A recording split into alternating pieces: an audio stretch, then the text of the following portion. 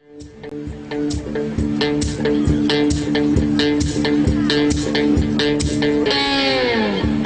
I believe in good vibrations is what creates a beautiful nation. All you need is the will to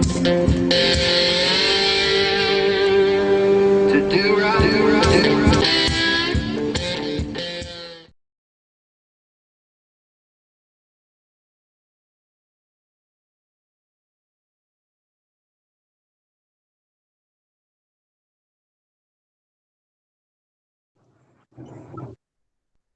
And we're live.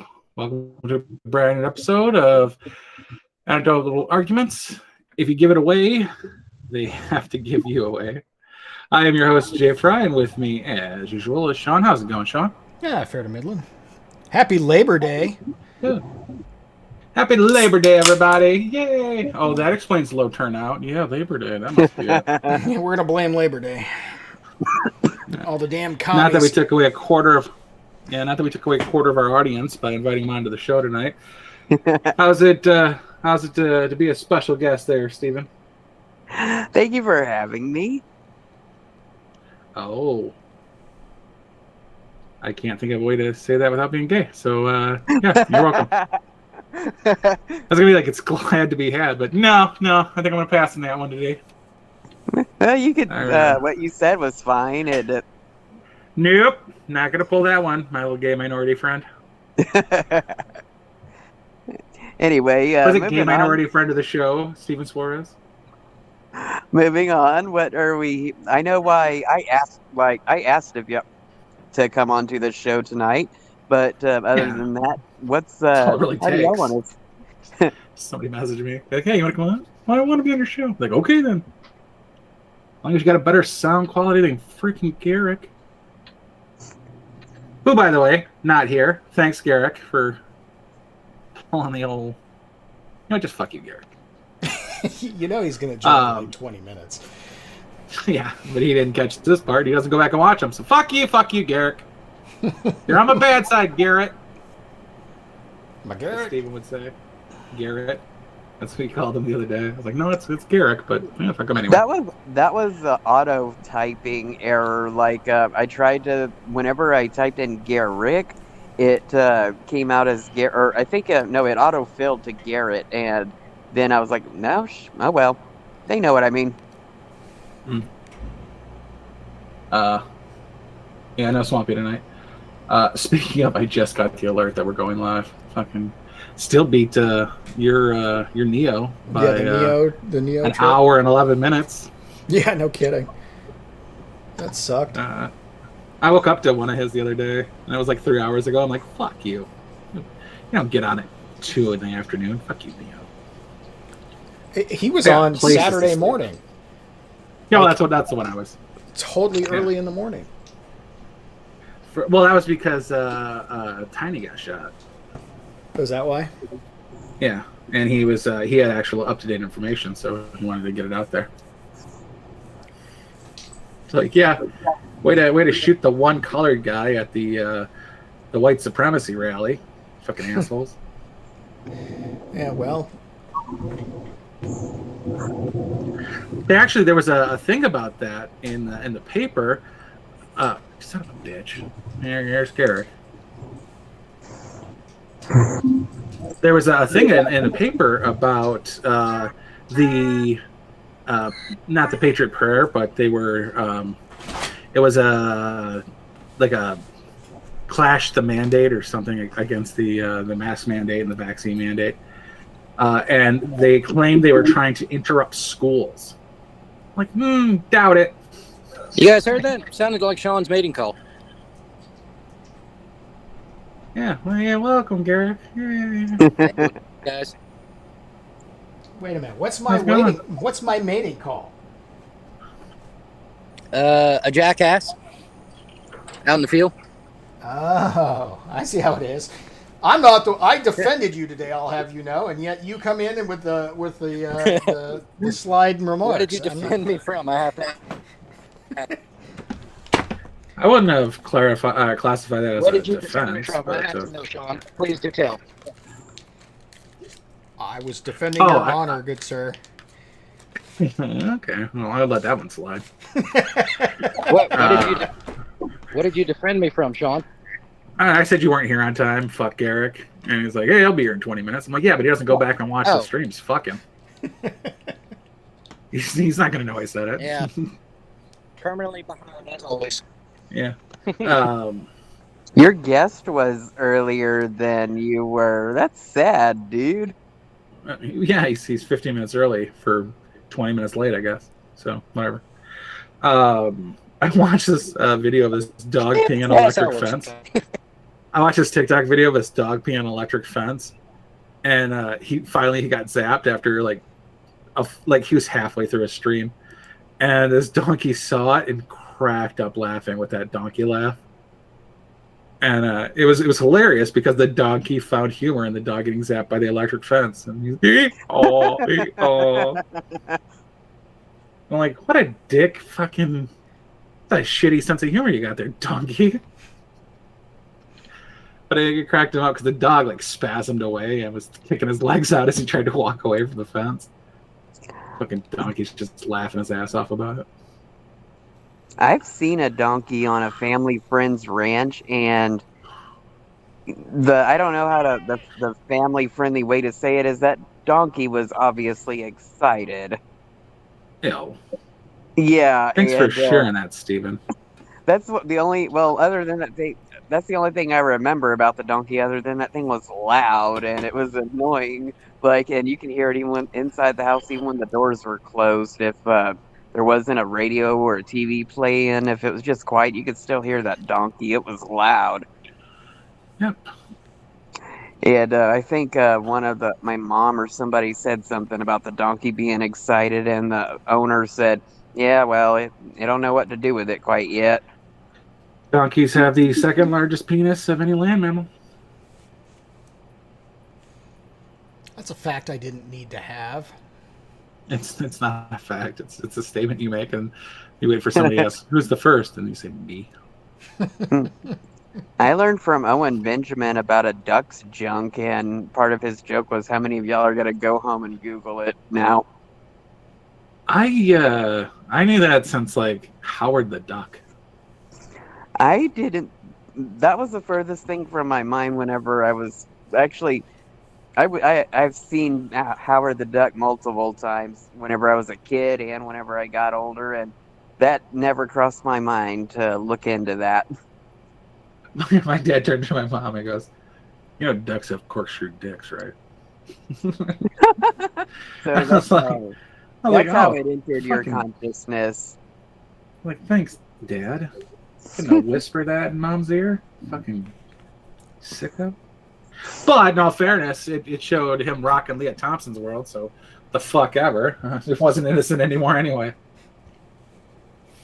That's probably why it didn't do well in theaters, because there was a romance between a human female and a male. That's not why.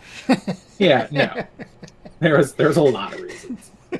Well, I was a kid whenever I first saw that movie, and I didn't know any better and was easily impressionable.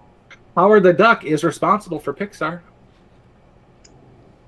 The movie or the comic book character that it's based on? The company that makes Pixar movies, Pixar. Okay. It was such a flop that George Lucas had to salvage what he could, and he ended up having to sell off what was the precursor to Pixar, which made Pixar. Fun Part fact. of Industrial Light and Magic, yeah. So before that, we had not before that, but we had Peter Jackson fucking around with just a shit ton of computers linked together to make Frighteners, which I love that movie, by the way. I do too. Is it the judge who said, I like it when they lie still like that? That is the judge, and Sean loves the judge. Who is the judge, Sean? In what? In Frighteners. Oh, I don't remember. John Astin. Oh, okay. It's been a long You time. love John Astin. I do love John Astin. John Astin is awesome. Yeah, I wouldn't be surprised if you didn't know who the cast of any given movie was. Yeah, Do I'm y'all not, remember not good with the actors, old? man. Do y'all remember the old lady in that movie who was Patricia M. Bradley's mother? That one with white hair that was like the housekeeper, caretaker, whatever. No. No. Oh well, whenever I was a And I know bag most of boy, that fucking cast. well, she was a smaller part. Well, do you remember Patricia M. Bradley? How it was the older lady, but in her younger days, it was an actress named Nicola Cliff. Yeah. Yeah, the lady that played her mother was that old lady. And whenever I was a bag boy at the local grocery store, one of my customers looked just like that old lady. And me being the silly young man that I was, I flat out asked this lady who needed assistance carrying the groceries to her car. I flat out asked her if she was an actress and told her she looked just like the mom in The Frighteners.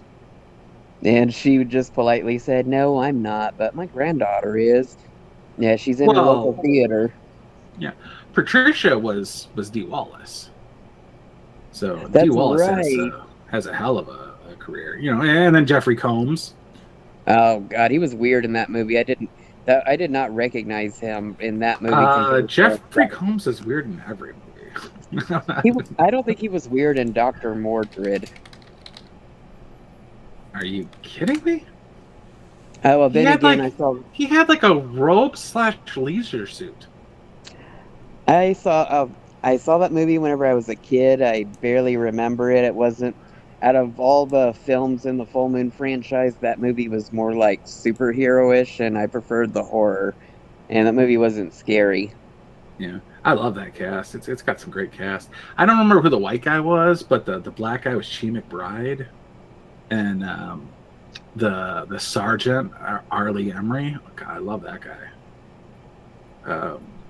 It's like Will Smith has a writer that he brings with them to any project, and they Will Smith the writing for that project, with the exception of like Ali or 7 Pounds or something like that.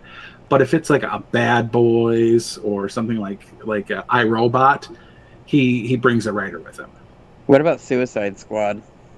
Probably not, because he had like a specific character, but he'll Will Smith a role, and they almost like how they let Jim Carrey go and do bullshit for 20 minutes, or Robin Williams. They'll do the same thing.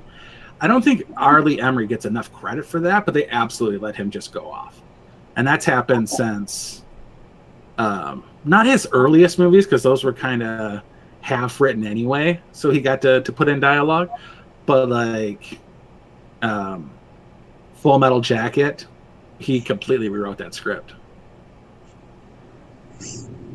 So they're like, and then Arlie Emery says something and your response is, "Sir, yes sir." Like, Hey guys, would I be a buzzkill if I asked us always a buzzkill, you and Garrick. Not switch topic, but I am constantly staring at the thumbnail that Sean put together of this commie teacher, and I don't know if y'all know anything I don't know, but I'm under the impression this guy was filmed by his students and blasted on social media, and that the school board didn't do anything until it caught more national or international attention. Then they decide to. Well, from last I heard, they let him go on paid leave, but they're trying to get rid of him and not pay him anymore. He is now on unpaid leave, but as of last week, he was on paid leave. But he's in the midst of being fired. Do you think his story is scaring all the commies in academia right now? No. Absolutely not. No. That's sad. No. Well, it seems they're very brazen and don't give a shit, and they're not worried about losing their job or whatever. They're not. This is when I said reactionaries fired this man, I mean it. They had to react. prior to Veritas going live with this stuff and getting this guy to basically just tout his Antifa commie nonsense, for clout, the school board is 100% in line with these types of people. Yeah. There are at least 3 others in this dude's department that are of like mind and probably the same level of enthusiasm and activity. Nobody's asking who they are. They will remain hidden. They've gone into lockdown mode. They are scurrying and running back into the cracks in the walls because they got found out. The only reason that they got found out is because he said the quiet bit out loud. If he had kept his mouth shut, nothing would have been done. And you can tell that because when the black guy goes in with Veritas and says, hey, I've got a student safety issue video that I'd like to show the principal or whoever. Nope, get out. Yep, they called the cops on him. They are 100%. If they could have rallied and circled the wagons around this dude, they would have. But he put himself so far out there that they could not save him. They are You gotta wonder. Absolutely going to be saving everybody else that's already in the mix. They're going to be saving those people. When I was a Ute in my younger days, because that's when you're a Ute, we had parent-teacher conferences where you went to, you took your parents on a tour of the goddamn school, and you went to each classroom, and they sat there in the little stupid desk waiting for the teacher to get done with a parent and a student who was fucking chewing nails waiting for this time to be done. Sometimes you stood outside. Sometimes you actually got to sit in the room and look around the room. What's happening here? Are these things happening like in the the cafeteria or the gym now instead of going to classrooms? Because this guy has he has posters red flags of Mao all over the classroom. Yeah. What's in the thumbnail right now, there's an Antifa flag and a gay pride flag, and it looks and there's a bunch Is that of his shit room? on his Is that his filing classroom? cabinet. That is his classroom, yes. Okay. He's got Mao, he's got Castro, he's got posters of like all these different individuals. And we had some like Nazi stuff in our classrooms to show like Hitler was bad. Right. We had There's that. always Having We a had picture that. of Mao is not a big deal, especially if Yeah. you're teaching politics and or history, which he was.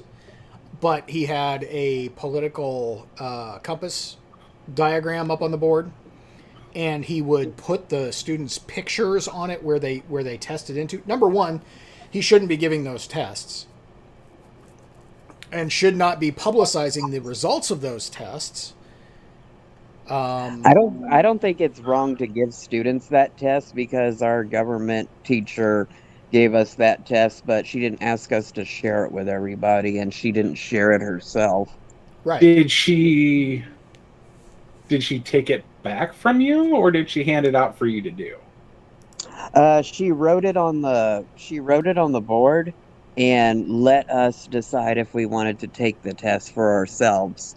Okay, And- because that's just for your own edification, really. Yeah, she didn't. It wasn't required. It was, at least in my case, it was an option. If you were curious. No, I'm straight. You were the curious one.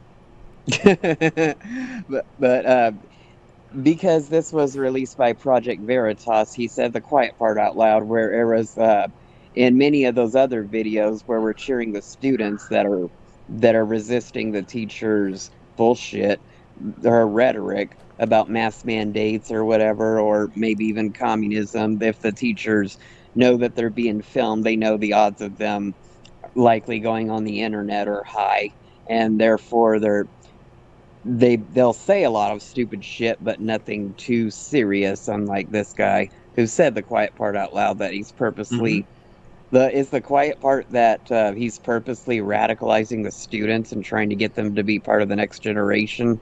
Yes, It's all yeah, that. all of it. If you're gonna be a subversive, you don't go around bragging about it. Is basically what it boils down to. It's subversive.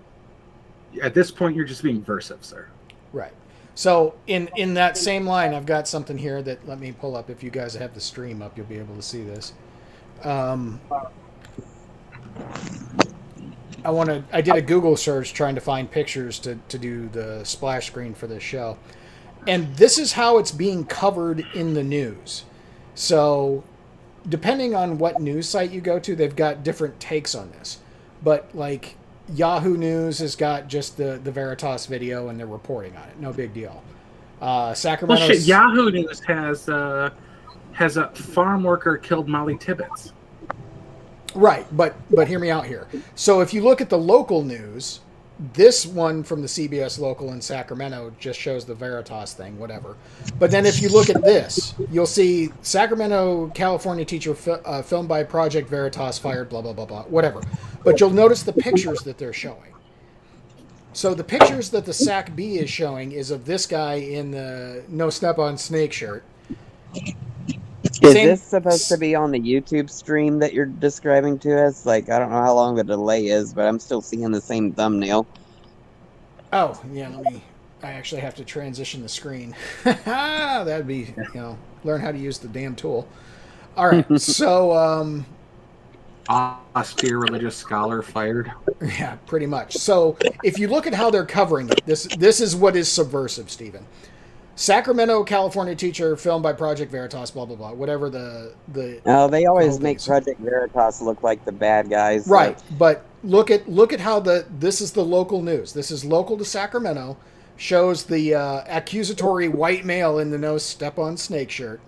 And then down here, Sacramento CBS local is following suit with basically the same picture of middle-aged white guy going off.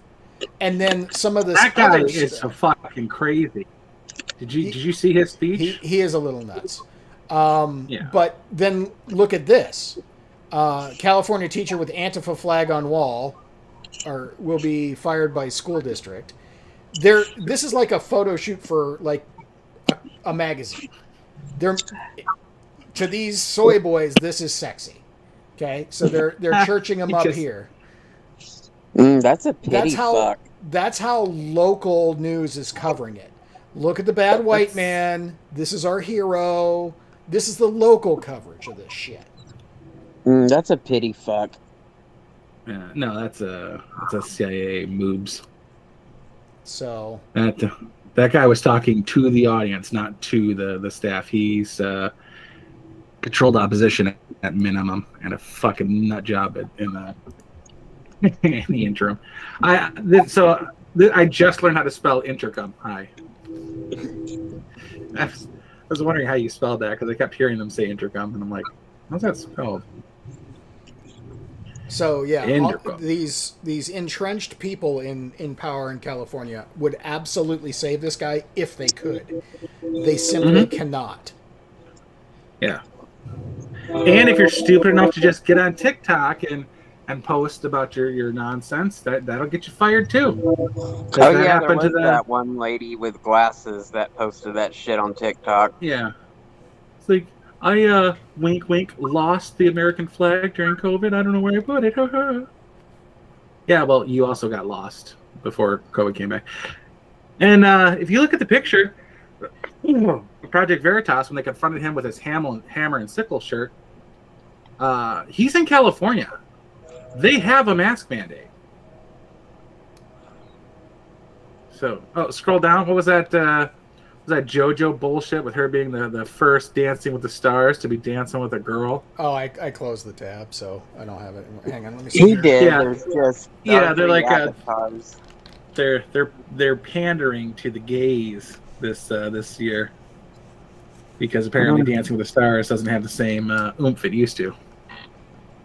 A lot of things don't have this. From my perspective, so many things don't have the same oomph that they used to. But then again, I never. Whenever I see, I've never cared for reality TV shows in general, like Dancing with the Stars or Big Brother or those like Survivor shows. They've never appealed to me. Same here. But yeah, so they fired him, and then that chick got fired for her, again, saying the quiet part out loud. When you brag about it, they can't help you. And you're supposed to be playing the role of a subversive, and you're not doing a very good job of it when you advertise it. Quit being stupid. No, I'm all for them being stupid. I'm for them being emboldened because, sunlight is the only thing that's going to get them the best taken care of. disinfectant. But what needs to happen is there needs to be follow-up in two fronts on this. Number one, Gabriel Gipe or whatever the hell his name is, needs to be followed around for the rest of his life to make sure that he doesn't end up in another teaching position anywhere. Oh, he's going to be ever private school before Christmas. Most likely. But yeah, he just needs hounded for the rest of his existence. And number two, the school board needs to give us the names and situation with the other people in the department. If I don't disagree with you, however, I can see these proposals being used as counter arguments from the left whenever we complain about being censored on the internet. Correct. Or losing our, it is. And you know what? They're 100% correct. But the correct response to that is, this is exactly what you do to us for less. Deal with it. This is a school, Stephen. This is a government-sponsored institution these people that for some reason is allowed to... What? These people should not be in their profession should not be around impressionable younger people of influence. So they what I think makes us different than the left is the left wants, whenever they cancel you and take your income away, they basically want you to struggle or freaking die. And I'm thinking they want you dead. They want you dead. They want your kids raped. They want your wife prostituting herself. They want suffering for you and anybody along with your ideology. Yes, and you can see that plainest day with all this COVID bullshit. Candace Owens just got denied a COVID test. I know. COVID was so dangerous, would you be playing a game like that with it? No, you wouldn't. And the difference I'm trying to point out is whenever Sean says this guy needs to be followed and never teach again, and we need to follow up on that, I'm thinking, are we as bad as the left now? But yes. if you put it into no, not quite, because if you put it in perspective, we don't want this. Do we really want this guy to die, or do we just want him to get a job doing something else where he can be crazy and have his crazy beliefs, but just find another way to make a living as long as he's not around children or impressionable? He can be crazy all he wants selling cars at CarMax. Yep. Something like that, yeah. Yeah, but what I'm trying to say is we don't have the worst intentions for these people, even though their mindset is toxic. We don't want them dead. I'm not even opposed to teaching the ideals of Antifa for what it is.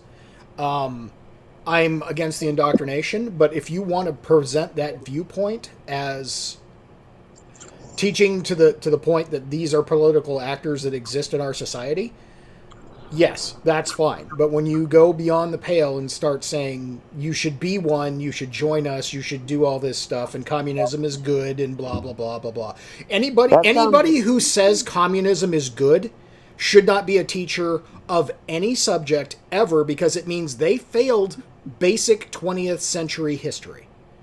So if Communism 101 is a bullshit elective that you can take on your as part of your degree program, and it's called Communism 101, then you need to offer a counter course at the school like Trumpism 101. No. Because it's not going to happen, but realistically, our beliefs are so damn different that it's a counter to what they're trying to teach.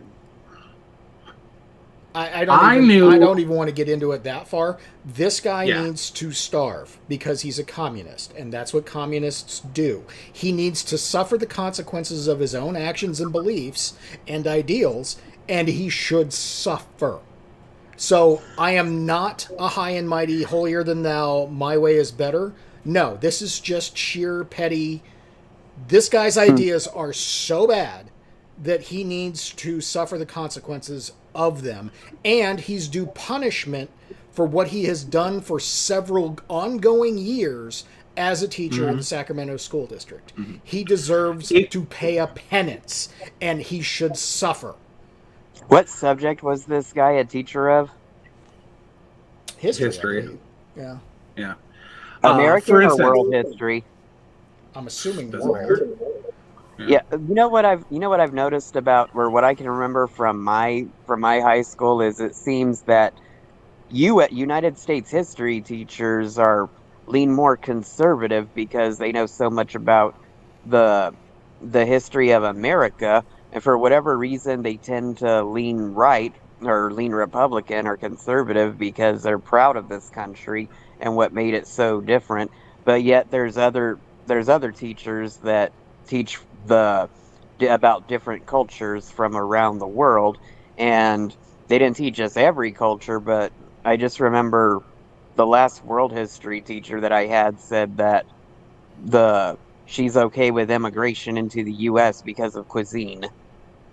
Yeah, well, if I went back and thought about my teachers versus like what they actually told me, I could decipher whether my teachers were conservative or liberal, with the exception of two. Two of them, one outright told us she was a Democrat, and that was obvious in her teachings. But the other one ran for office after, like the year after I had him, he ran for superintendent, and it required a political affiliation. So I was aware of his political leanings. But other than that, those two teachers out of the What subject 40 or did they 50 teach? teachers, she was a math teacher, and The he Democrat was was a math teacher? yeah, and he was my tort law instructor. But I wonder if that teacher's still alive today, if you can hit her up and ask her, are you still a Democrat? Because don't you know today math is racist and 2 + 2 She, equals 5? she voted for Trump. She's on my Awesome. Facebook. Awesome.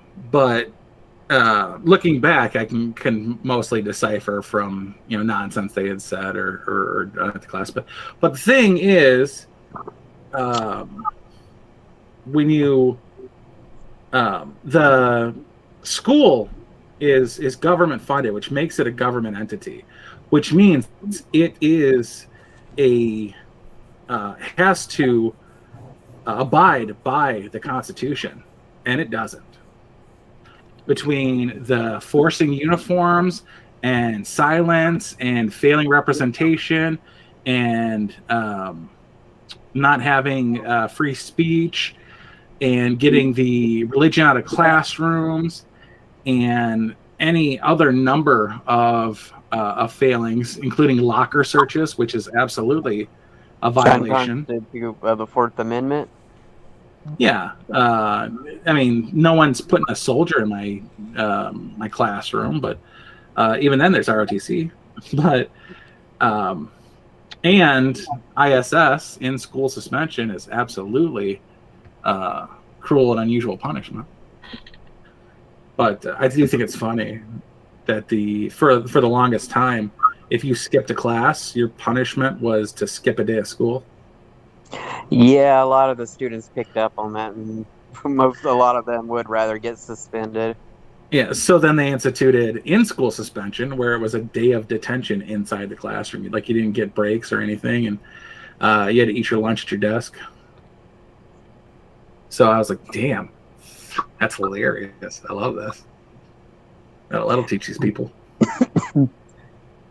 Hey, Jay Fry, do you remember photos I sent you of one of my high school friends who was that black girl? Yeah. One time I walked by they didn't call it OSC, they called it, yeah, I think you said the same thing, ISC, but I walked by the ISC classroom and I remember after school I asked her what she was doing in there. And it's because she got into a fight with some chick that she hated and she vividly described how she beat that chick's ass. She just like grabbed her by the shoulder, kept her still, and that was with her left hand, and then with her right hand she was just pummeling her face. Oh yeah, black girls will grab onto weaves like no problem. But no, it's ISS, in school suspension, and OSS, out of school suspension. I'm gonna defend my friend and say she wasn't a grabber, she was a puncher. Well, yeah, you grab with one hand, you punch with the other hand. What else do we have for topic, Sean? I got a couple of things. Let's hear them. Let's see. I've got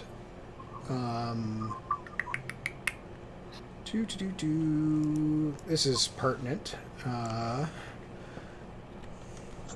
Fauci names the new COVID-19 variant. Oh, MU? The MU one?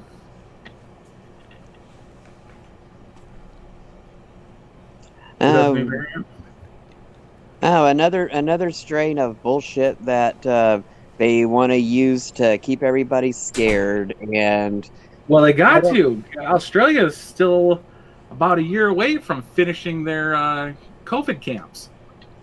Oh Lord, in the U.S., I don't look forward to it, but it makes me happy whenever I hear that flight attendants are being attacked on a regular basis now because people don't like being told what to do.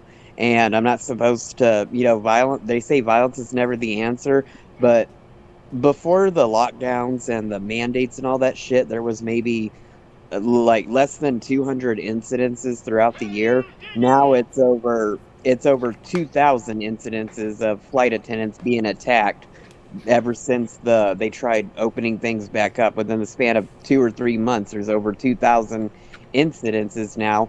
And stuff like that makes me hopeful that, people aren't just like being bent over and screwed. They're fighting back. It's like stories like that make me happy. But yeah, like if I see more and more people say fuck Fauci and fuck the mandates, we're gonna do what we can when we know there's a virus out there, and we're just gonna navigate how we think is best, not how we're not children. Mm-hmm. Is what we need, and the government is treating us like children, and they're not being honest with us. If they were being honest with us, they like Fauci wouldn't have like his email saying one thing and then flip-flopping on TV constantly. Mm-hmm. But even then, they represented Fauci's email as private emails. Those weren't private emails. Those were his government emails. Did he use his government email to conversate with Morgan Fairchild and gush over her? Converse. And yeah. Like Morgan Fairchild is hot, so okay. She's a glamorous older lady now, but I don't know if. Are you saying you're one of the few heterosexual men that would still bang her at her age today? Sean would still bang Bo Derek. I haven't seen what she looked. You know what? She was in a low-budget movie about alligators. Oh, wasn't she in one of the Sharknado movies? Yes, and so she wasn't bad looking. Well, I didn't say she wasn't. I just. But let me know. You're saying that Sean would still bang Bo Derek, but for an older lady, she is not that bad looking, and that Bo Derek was hot before I was born. Yeah, same here. She was hot before I was born. I mean, Linda Carter. Carter is still looking pretty good. I saw her at the end of. I don't see very many heterosexual men that said they would. I don't know if any heterosexual men would still bang her at her current age. Yo. I guess you would. I mean, I don't know how well preserved Farrah Fawcett is, but. No. No. Okay, maybe not. Maybe not that far. Yeah, audience, in case you're not aware, Farrah Fawcett passed away the same time Michael Jackson did over 10 years ago. Wow, way to be rude, Steven. I don't call you out for your gay shit. Steven likes penis, everybody. Just putting it out there. So what does he know? I don't think the audience wants me to elaborate on that. I don't either, but I still suffer from it constantly. What did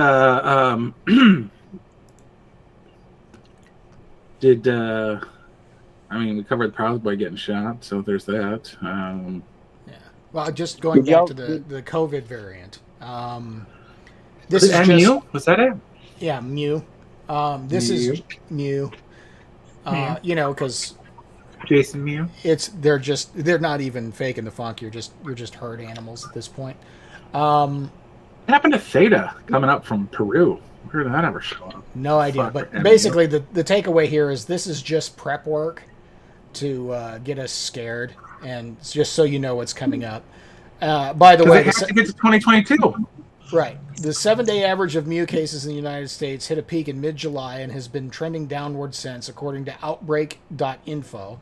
The downward trend could be the result of fewer samples being sequenced, that the variant was petering out, or it may not have taken hold in the U.S. yet. So this is just... No, it's the opposite. There was fucking Dr. Patel out of the UK had called it like 2 weeks ago that we've been suffering.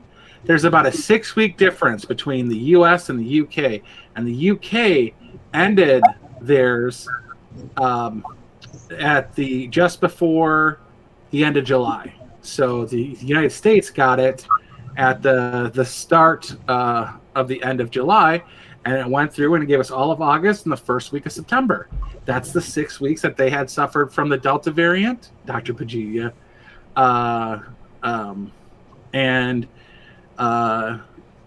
Whenever you say Delta variant, you should say Delta variant like you have an Indian accent.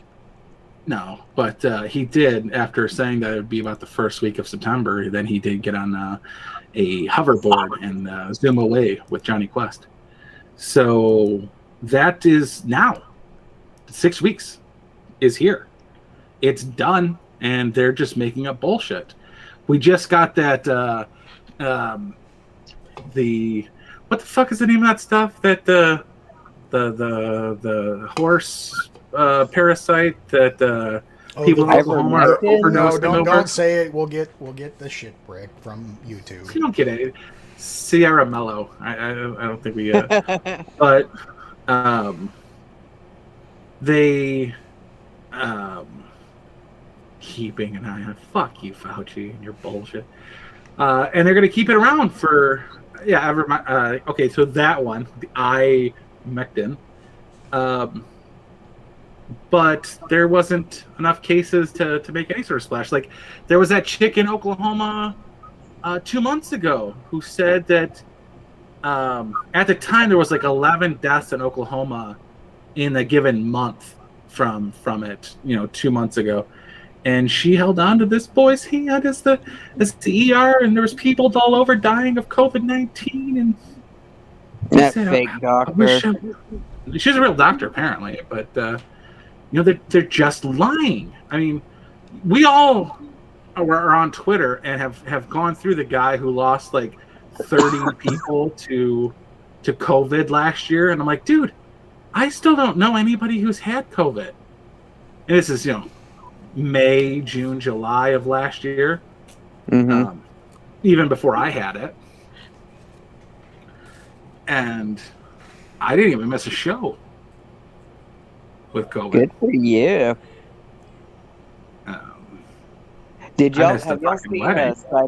Have y'all seen a side-by-side comparison videos of Oscar De La Hoya versus Joe Rogan? The same week they both catch the virus, and you would think that somebody like Oscar De La Hoya could tough that shit out, but he does a video showing that he has the Rona and how it's kicking his ass. But and even though I think he's also fully vaccinated, and nobody knows if Joe Rogan is fully vaccinated, but He's not. Joe didn't take the vaccine. He didn't take the vaccine. so he's would you call him a vaccine skeptic? Yes. Okay, This vaccine skeptic.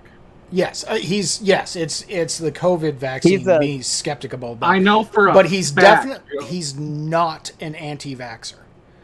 I know for Right, a fact he's just- he had certain vaccines because he did a in 2001, maybe 2002, he did a UFC fight in Brazil. And you have to go through a litany of shots to go to South America, any part of South America. I've had to get them. So, yeah, I have plenty of vaccines. And when I was a kid, I had one vaccine, and I was a fat little kid. I had gotten a vaccine, and I went and played at this girl's 4 houses down from my house. And we sat down and we were playing some version of House where I got to be the daddy because that's how I roll. Also the only boy there. And I couldn't get up.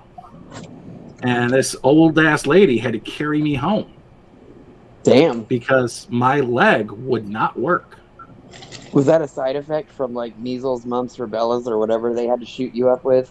Yeah, it's a giant ass needle, and it went right into my thigh, and my thigh seized. Holy shit! Yeah, and so she dragged my. Apparently, vaccines have always had scary side effects. It wasn't really a side effect. It was just, my leg was fucked up for the day. The next day, I was perfectly fine. A side effect. I was like 12 or 13 years old, and my mom had slid into a ditch in Michigan, and I had to lift the car out of the ditch, and I was right behind the wheel because it was the only place to be. And as the wheel was spinning, it caught a rock and hit me in the leg, and 10 minutes later, my leg had completely seized up. It felt like I got shot with a bullet. Ouch. And it was because it was a wheel of the car spinning as fast as it could, and it caught a rock, and it threw it right into my thigh. How big was the rock? It was a rock, Steven. I don't fucking know. It didn't go into my thigh.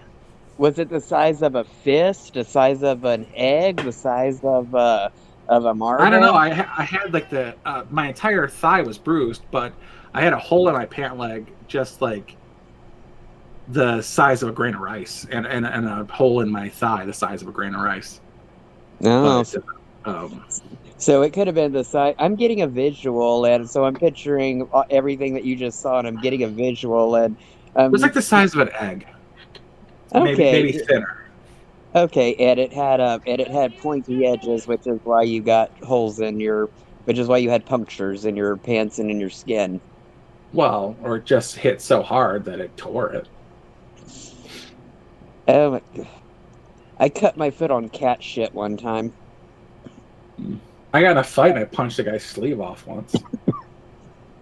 Oh man, we're going off on a tangent. I'll leave it at that. Fuck, I got tangents up my ass. What do you want to talk about? Whenever you said you punched a kid so hard that his sleeve came off, it reminds me of. Well, I missed him and I caught the sleeve and I just ripped it off. It wasn't like I punched him so hard his cufflink rolled up or some shit. In high school, one of my buddies asked a friend of ours, what would happen. What does she think she would do if she was in a cat fight with another chick and the other chick tore her shirt off? And this girl was like, I don't know. I would have to be there to find out. But that led me to ask one of my other friends about her. And I don't remember if she had an answer for that, but she said that whenever she was in a more ghetto area, she did see a cat fight and it was two black chicks, I think. And one of them did tear the other one's shirt off in the fight. And she said it wasn't sexy like you see in the movie. It was a kind of chubby girl, so it was really nasty to see. And but she said that the chick who got her shirt taken off that just pissed her off even more. So she eventually just went all punchy on the other chick and nearly knocked her out. Did you guys hear about the Food Network firing Josh Denny? I don't did, follow either. and that's an interesting story because that's kind of why I got kicked off of Twitter. What the After fuck? 6 weeks. And spare me the many women don't know they're pregnant. Yeah, that's pretty freaking... Who described himself as pro-life, posted a controversial thread containing the ban, celebrating the ban. He also used a slur while advising women to calm down. What was the slur? Ho? Whores. Thought? Horse? Whores. Horse, calm down. Bitch, calm down. I can't remember where I heard it from, but after this stuff was in the headlines for a few days or whatever, somebody on Twitter, I think, said, "Hoes in Texas be mad." For those of us, this is the Food Network. For those asking, our working relationship with Josh Denny ended years ago, and we removed all episodes he hosted at that time. His views do not reflect our company values. We regret giving him a platform. Really? Yeah, You fuck. regret giving him a platform? They're memory holing him. You know what? Piracy's gonna go up if companies keep doing shit like that. And that's gonna have to be the only alternative, unless you own a physical copy of something. I think everyone has horribly misunderstood me. I am totally pro-choice, Denny quipped in one tweet. As long as the unborn babies are given AR-15s to defend themselves, I am fine with you going in there. Straight white male has become this century's N-word. Yeah. Accurate. I literally sent to my boys, Josh, Sean, and Garrett, a review of the Dune movie, and it had great character building, world. The original or the effects. new one? The new one. And it was out already? No, it was a review of it, and excellent plot-driven characters, excellent world creation for the pros, and then the cons were, what was the con, Sean? Muad'Dib is white a white male savior. Yeah, white savior complex or something like that. Who's the white savior in that movie? That gay-looking twink from Call Me by Your Name? You wish, Steven. He played a gay character. Just anybody. Surely they weren't referring to Jason Momoa. White House Down is a white savior in Channing Tatum. Angel Has Fallen is white savior. It's the same fucking movie, really. White House Down and Angel Has Fallen. Which one is Gerard Butler? That's the Angel Has Fallen. And they brought back Nick Olympus? Nolte, and I fucking love Nick Nolte. I love Nick Nolte from the 80s, who used to just drop the N-bomb at Eddie Murphy in every 3 minutes in 48 hours. You know, did Eddie Murphy get all offended, or did he just react with no? Eddie Murphy wrote the script. Okay, there's in that movie Girl Interrupted. I remember Winona Ryder. She didn't say the N-word, but she said something close to it. But to Whoopi Goldberg and right to her face. And I remember Whoopi Goldberg's character looking at her like she wasn't even fazed or hurt or anything by, being name called a bunch of stuff. And I wish so many people had that mindset, but it doesn't. It seems like we're losing that. Did I make sense? Yeah, there's it's just or like the second Clerks movie where I don't remember that guy or that actor, but he was he kept saying porch monkeys over and over, and Rosario Dawson, I guess, doesn't consider herself black, even though a lot of people would think she was, but he just kept saying porch monkeys to her, and she wasn't fazed by or offended. The character wasn't, but she was just telling the guy not to say it because the customers might not like it, and suddenly Wanda Sykes walks in. But I like how Rosario Dawson wasn't fazed.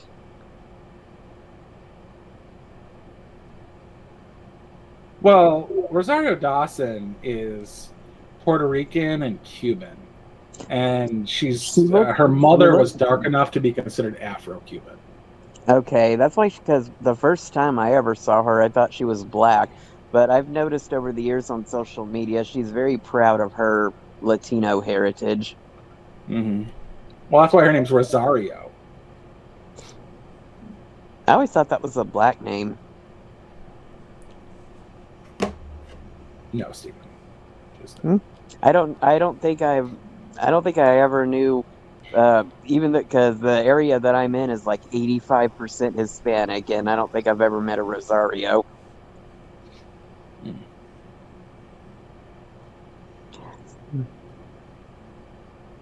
Like the closest she came to being black is when she dated Eric Andre, and that freaking guy is Afro-Cuban himself. I guess the fake relationship she had with Cory Booker. Yeah, Maybe that's as black as she gets. my favorite ex-boyfriend of hers is Jason something, that guy that was on Sex and the City. Fuck, I can't even remember his name now. I have no idea what you're talking about. He was on a few episodes of. He's a guy that had Jason Lewis. Jason Lewis is the actor's name. He got more. Huh? Whatever you say, boss. Oh, that's one of Rosario Dawson's ex-boyfriends, and he was one of my favorites. He's whiter than Halle Berry's ex-husband, who was pretty white. Do y'all know who Halle Berry's ex-husband is? The one that impregnated her with her. As far as I'm aware, she only has one child. No. He was a fashion model. His name was Gabriel Aubrey, and my black coworker at the time said that Halle Berry doesn't like dating other black men because she knows what trouble they are. And I was like, whatever you say, dude. I would like to point out that Kamala Harris is married to a white man. That she is, and isn't AOC dating is she still dating the same ginger guy? Yeah, and so is Beetlejuice. She's dating a white chick. A white woman. Well, Jewish, but close enough. Oh. And the Latinas that I grew up with, a lot of them prefer most of the girls that I grew up with were Mexican. I think only one of them said she loves white guys and she prefers white guys. And, but my other friends that were Mexican, they like other Mexican guys. Oh no. That was, we weren't like race wasn't really a thing like back then. It wasn't like you couldn't be friends with somebody because of their race, and like what we're seeing right now. Like we were all friendly to each other and talking, but being friends with and dating, getting knocked up and starting a family with, those are more serious stuff. And so whenever we talked about dating, it wasn't an issue. It was just a preference, and that's what we were. That's the way we saw it back then.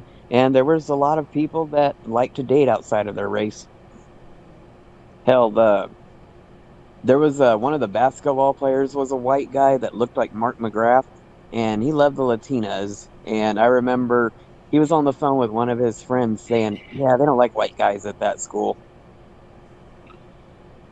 Oh, they're spicy, but they'll stab you.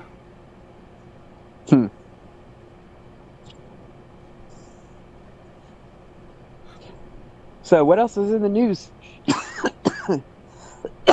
Sean? And what other topics do we have? What else is in the news besides that Fauci bullshit and that commie teacher? Well, I've got some good news here. What's up? Fuck Joe Biden chance break out at college football games across the country. He's so fucking awful. As funny as that is, I can't say I'm impressed if it's in red states. If it's in blue states like California, I would be impressed. I've seen Kids, and it's a Texas fucking A&M. disgusting. They were shouting "fuck Joe Biden" at Texas A&M. Yeah. I Let's don't know. see. I don't know if I should And be impressed because that's a very blue area. But Coastal it's all honestly, in Carolina Texas. Chancelleers against the Citadel Bulldogs on Thursday, September 6th. I don't know where Coastal Carolina Chancelleers are. yeah. I don't know. Like, I've seen the movie Kids, and I thought for sure that it was like a very nice school for special ed students gave funding to make a movie for those children because they all seemed quite retarded. Huh.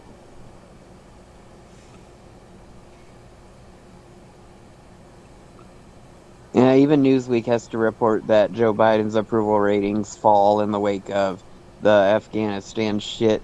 Man, I thought Newsweek was supposed to be going under or something.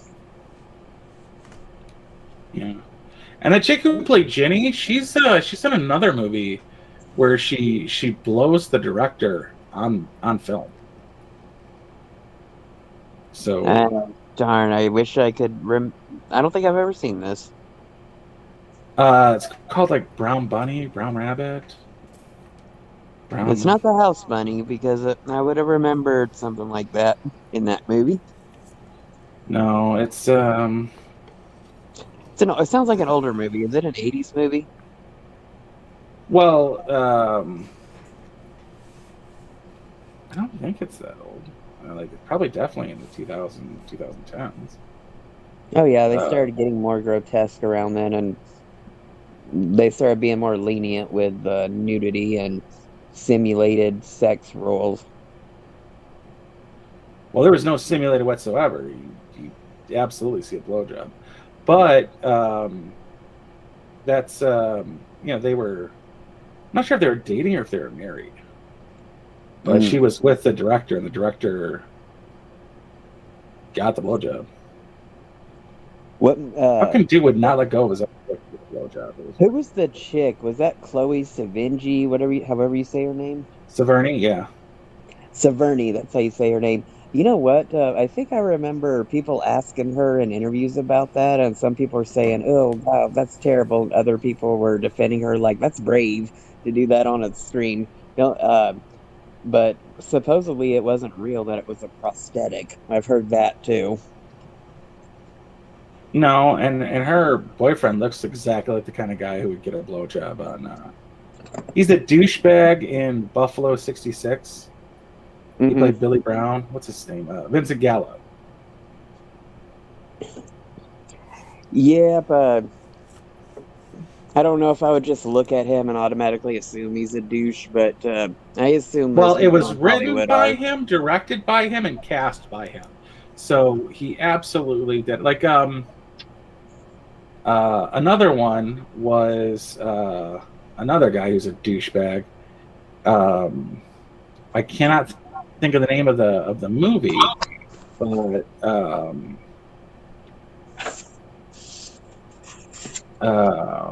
God damn, what's his name? Simon. He was in with Jessica Biel in Texas Chainsaw Massacre. I didn't know Jessica Biel was in those movies. You didn't know Jessica Biel was in Texas Chainsaw Massacre? She's the hot one. Eric Balfour. Oh wait, I'm confusing Jennifer Biel. Yes, Eric Balfour. He's in a movie called something about love. But yeah, there's not simulated sex. It's explicit. Yeah, but they don't show you the blowjob. But apparently, he got an actual blowjob from the actress. If you've probably seen different clips. Oh wait, no, you're right. It's her hair covers it. Yeah, but it's a real blowjob apparently. Yeah, apparently I have that movie too. I can't think of the name of it. Not the original, the new series of remakes.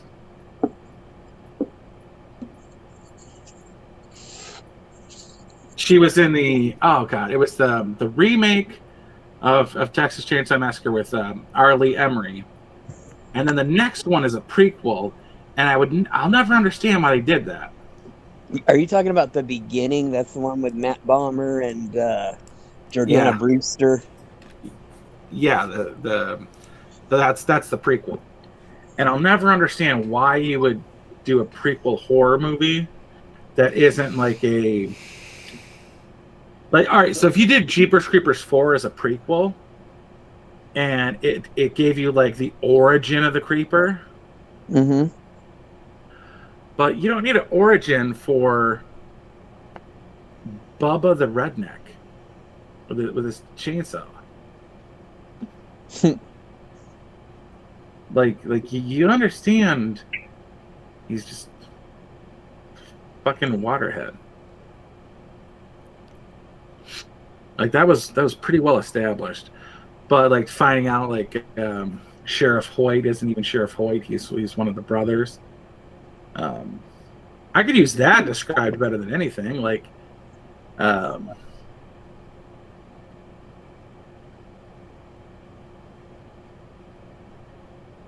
Selly Toys in Jeepers Creepers 2. There's this racist guy from Malcolm in the Middle. They make him to seem like he's the asshole, but he's 100% right. But they try to play it off like he's not. But he's spitting straight up facts. There's two types of people on that bus: the will be eaten and the won't be eaten. And he wants to send out the will be eaten to save the won't be eaten. But he wanted to stay with the won't be eaten and hope that he just goes after the will be eaten so that he sends out the bus. But yeah, he 100% was right, and they just dismiss him because he's racist. You can be racist and still have a valid fucking point. How many people are watching right now? I'm too lazy to go back into the other room to get something to see how many are in the audience on what they're saying. Three or four people. Mike Hawk, Selly Toys, Black Magic. Normally, I would read the comments and address something if something caught my eye, but I don't have a second. I don't have a second screen on me right now to pull it up, and I'm in the guest room now because the dogs are about to bark their heads off when Matt got home. So they did Texas Chainsaw Massacre 1 with the Sawyers. Wait, no, was that the Sawyers? You're talking about the original or the remake? No, there's the original. Okay, and then there's Texas Chainsaw Massacre 2, both done by Toby Hooper. And then the third one changes the name, either from the Sawyers or to the Sawyers. I forget which one. The third one has Kate Hodge in it, doesn't it? Second one. Oh, she's going to be at that thing this weekend. Yeah. And then that's when they make it weird, because that's the one with Matthew McConaughey and Renee Zellweger, and they completely change up. They're no longer cannibals. They just eat tons of fucking pizza and are fueled by the Illuminati. Just very weird. I don't know why I like that movie. That's the only Texas Chainsaw Massacre I've seen over and over and over. Yeah. Then the fourth one's a remake with Jessica Biel and Eric Balfour. And Mike Vogel. Yeah.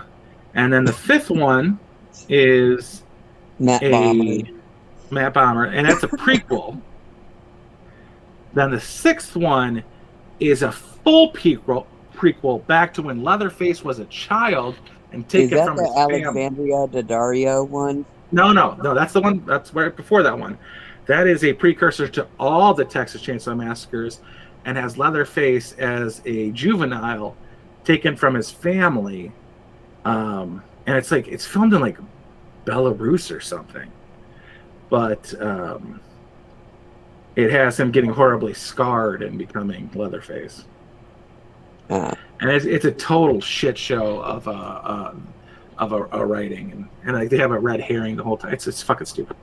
And then there is the direct Alexandra. sequel. Yeah, the Alexander Daddario, which is number 7, which is a direct from 1 to 2 and number 7 is supposed to be number 3 because the other number 3 doesn't count, and neither does 4, 5, and 6. And that's There's with been a lot of Alexander retconning Daddario. with franchises these days. It's the like- most fucked up timeline of any of them. I thought the retconning of the last Terminator movies was terrible, but I was really pissed that the most recent Halloween movie retcons all the other ones. That they wipe out, what's her name, Danielle Harris. They wipe her out, and they even wipe out that she gave birth to Josh Hartnett in Halloween H2O. They wipe all that out, and there's a separate timeline where she has Judy Greer as a daughter. Yeah, I found that one weird with Judy Greer instead of. First off, I hate Judy Greer. She's in too much shit that I don't care for. No, I love Jawbreaker, and I also the episode of My Name Is Earl that she was on was hilarious. Mm-hmm. But it's so weird that they had put in her and took out Josh Hartnett. But she did what, 2 of them? You know what I find funny about Judy Greer is she's making fun of the movie Carrie and Jawbreaker, where they plan to embarrass Rose McGowan on stage winning prom queen, but they talk about getting pig's blood for whenever she wins it. She's making fun of the movie Carrie and Jawbreaker, and a few years later she's in the direct-to-TV movie Carrie, playing the teacher, Miss Desjardins. Do not care for it. I like her.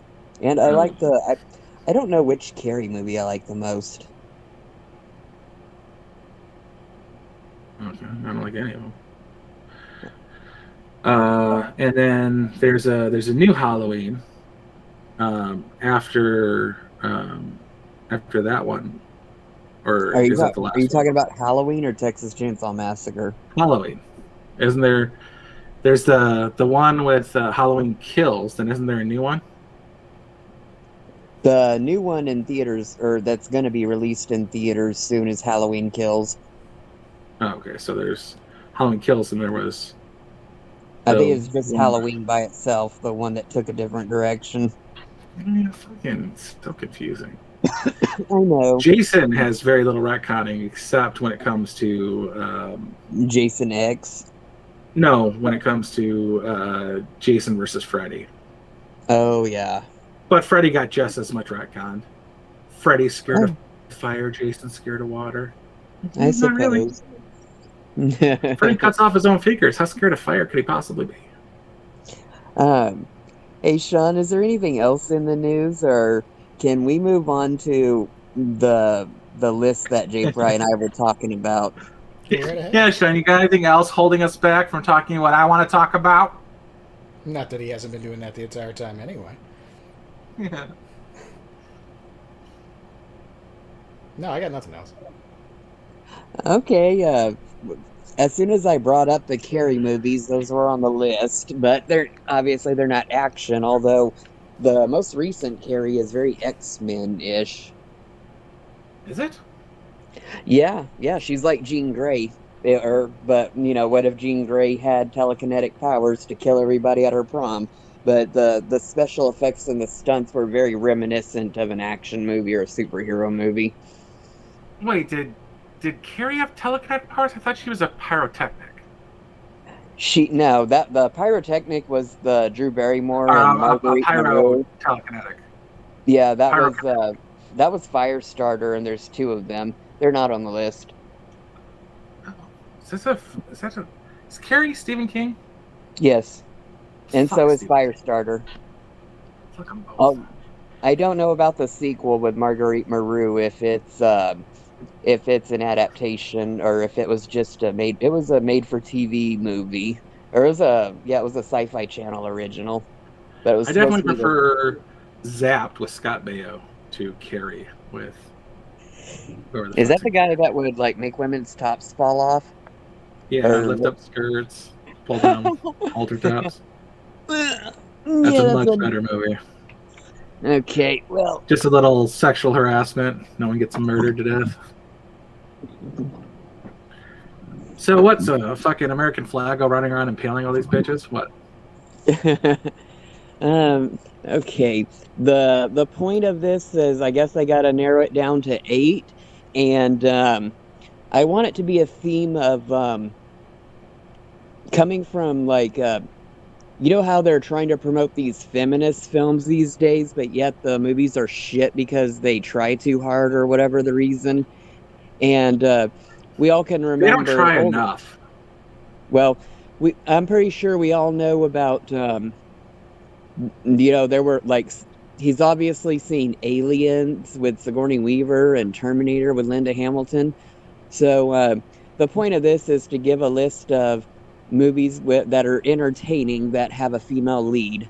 And I wrote down the list. And anyway, there's some to cross off. We have to narrow it down. So let me know if this is good enough for the list or for 8. And if we go over 8, then we'll have to narrow it down from there. But anyway, I'm going to start reading. Are y'all ready? No, hold on. I gotta write these fuckers down, apparently. Okay. Okay. Go ahead. All right. These are good movies with leading ladies, and I want them to be action oriented. But some movies aren't necessarily action oriented.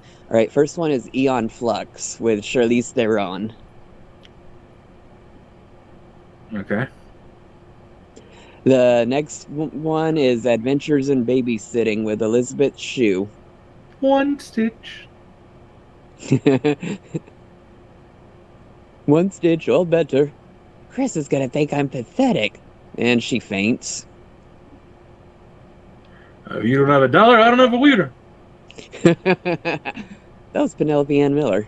All right, the next one is Alita, Battle Angel.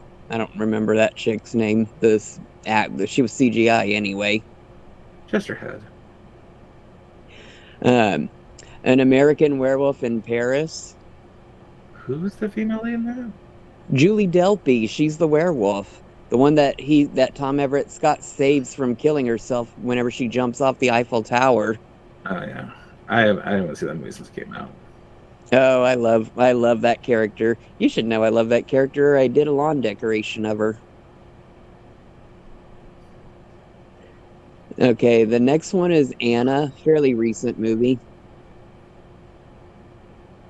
Is that the one with the sniper in black? I think so.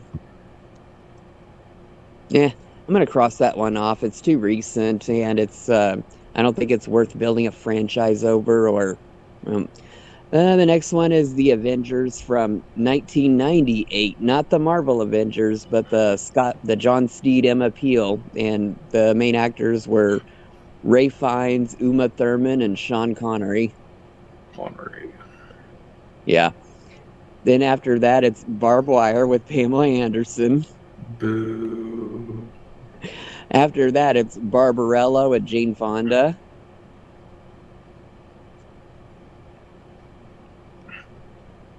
No comment on Barbarella? And the Zero Gravity Striptease? No. Okay, after that is Basic Instinct with Sharon Stone. That poor little bunny. After that is it's a movie that I find interesting, and it was hard to get. But so I don't know if it should make the list if it's hard to get. It's called Beautiful. It stars Minnie Driver, and it's from the year 2000. Have y'all ever heard of it? No. It's a good story about a woman competing to become a beauty pageant winner, and part of the problem was she almost became ineligible to compete in the contestant because she was pregnant, and so so she hides her pregnancy and pretends that the daughter that she gave birth to isn't hers, but her best friend adopts her just so that she can stay in the competition. I thought it was a good movie, but now that I think about it, it's probably hard to get, and therefore the audience wouldn't be able to get it and watch along if they choose to. So, moving on, Bedazzled with Elizabeth Hurley. Although would you say that's leading lady material? Yeah, sure, why not? Okay. What about Black Snake Moan with Christina Ricci and Samuel L. Jackson? I don't think his wife would appreciate that one, but sure. Well, I don't think she would have. I don't know. Have they? What would you say makes that movie stand out differently than the others that have been recommended? Is the nudity more grotesque or in your face? Yeah, it's more in your face, and Pamela Anderson's a plastic bimbo. I might want to keep Barbed Wire on the list just so it could purposely get looked over by the audience. Well, I guarantee Bedazzled and Beautiful get looked over by the audience too. I crossed out Beautiful. Like, that's a no. After that is Black Swan with Natalie Portman and Mila Kunis, and I've only watched that movie once and remember thinking, yeah, but I've never seen a lesbian couple that hot in person. I have, but I had to pay extra. Moving on, the next one is Bordello of Blood. Good Lord, we got a lot of bees. Anyway, have y'all ever heard of A Boy Who Could Fly? Yeah. Yeah, worth it. That's not really action. That's kind of boring for an 80s movie in the audience. I don't know, maybe I could throw that one in there just so the audience could overlook it. After that is The Brave One with Jodie Foster. You've got way more than 10-10 here. Yeah, that's why I need help narrowing it down. Do y'all remember The Brave One with Jodie Foster? Yeah. No, did y'all like it? No. Did Sean see it? No. It's a good movie. It's a vigilante movie. After that is Buffy from 1992, starring Christy Swanson. I like that one because it's got Ben Affleck, who doesn't get any credit at all. Yep. Oh, yeah, he won't get residuals if his name isn't in the credits. But not that he gives a shit. Carrie, I have all three of them. 1976, 2002, and 2013. Huh? Getting a hand cramp, Steven. Let's wrap it up by the D's. Come on now. Oh, fine. I'll just read them. I'll just read them all and see if any of them stand out and narrow it down to 8. And then, yeah. Okay, Carrie, all three of them. Changeling. Class of 1999. Ooh, okay. The Craft, 1996. The Crucible with Winona Ryder. Cruel Intentions, Sarah Michelle Gellar, Reese Witherspoon. Okay. Death Becomes Her, Meryl Streep, Goldie Hawn, Bruce Willis. Such a fucking gay love story. Jesus Christ. Devil Wears Prada, Meryl Streep, Anne Hathaway. DOA, Dead or Alive. Oh, God, that gorgeous woman who has... What's her name? Which one? I know Sarah... I know there's Jamie Presley, Nastasia Mouth, and Devin Aoki's the Asian one. Sarah Carter is the inventor's daughter that has that multiple katana fight. But that gorgeous one that was just in a towel and in slow-mo, they constantly cover her naughty bits while she's fighting in slow motion. I can't remember her name. Oh, that's Holly Valance. Holly Valance, yes. That's DOA, Dead or Alive. Don't Tell Mom the Babysitter's Dead, where Jay Fry's girl was a little girl in that movie, but also the star is Christina Applegate. Drop Dead Fred with Phoebe Cates. Drop Dead Gorgeous with Denise Richards, Kirsten Dunst, Ellen Barkin, and Kirstie Alley. Election with Reese Witherspoon. Elvira, 1998, Cassandra Peterson. Entrapment, Catherine Zeta-Jones.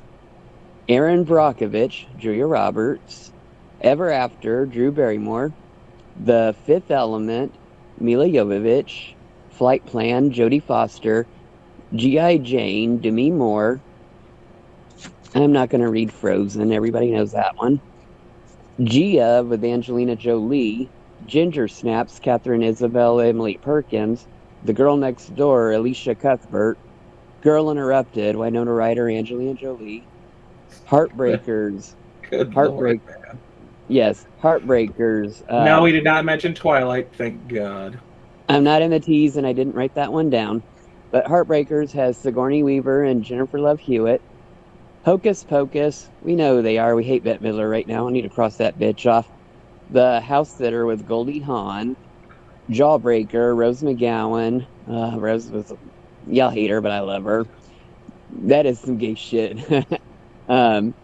Heathers with Winona Ryder and Shannon Doherty. My pen ran out of ink, Stephen. Huh? My pen ran out of ink. 25 did. Sorry. Kill Bill Volume 1, Uma Thurman. Labyrinth, Jennifer Connelly. Lara Croft Tomb Raider, Angelina Jolie. The Long Kiss Goodnight, Gina Davis. Lucy, Scarlett Johansson. Mean Girls, Lindsay Lohan, Rachel McAdams. Miss Meadows with Katie Holmes. Mimic with Mira Sorvino. The Naked Weapon with Leslie Nielsen. Maggie Q. That you're thinking of Naked Gun. The Naked Weapon stars Maggie Q. I know. It's fucking La Femme Nikita. Yes. The Nanny Diary, Scarlett Johansson. The Next Karate Kid, Hilary Swank. Night of the Demons, Amelia Kincaid and Linnea Quigley. Not Without My Daughter, Sally Field. Poison Ivy, Drew Barrymore. Peppermint, Jennifer Gardner. Pretty Woman, Julia Roberts. The Quick and the Dead, Sharon Stone. Raise, Zoe Bell. Resident Evil, Mila Jovovich. Return of the Living Dead 3, Melinda Clarke. Romeo and Michelle's High School Reunion, Lisa Kudrow, Mira Sorvino. Salt, Angelina Jolie. Scream, Drew Barrymore, Courtney Cox, Neve Campbell, Rose McGowan. Serial Mom, Kathleen Turner.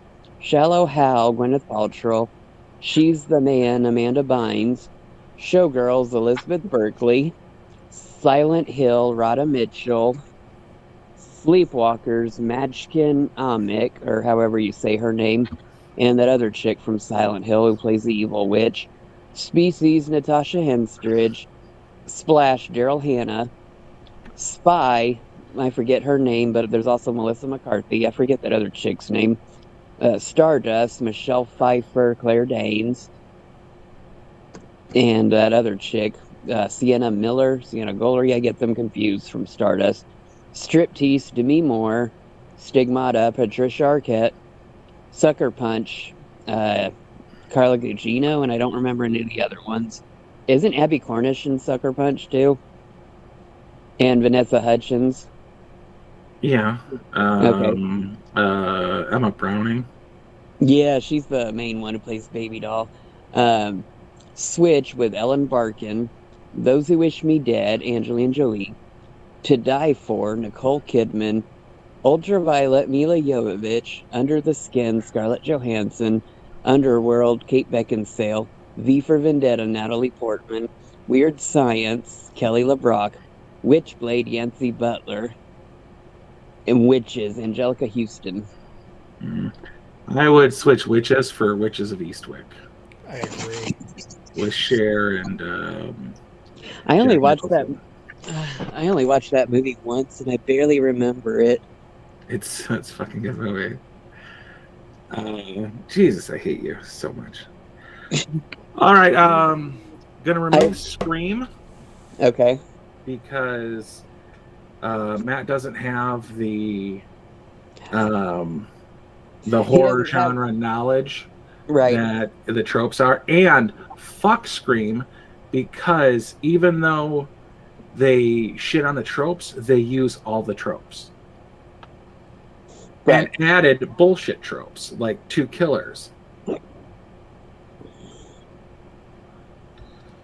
Well, the only movie I know I want him to see is The that's on the list is The Long Kiss Goodnight.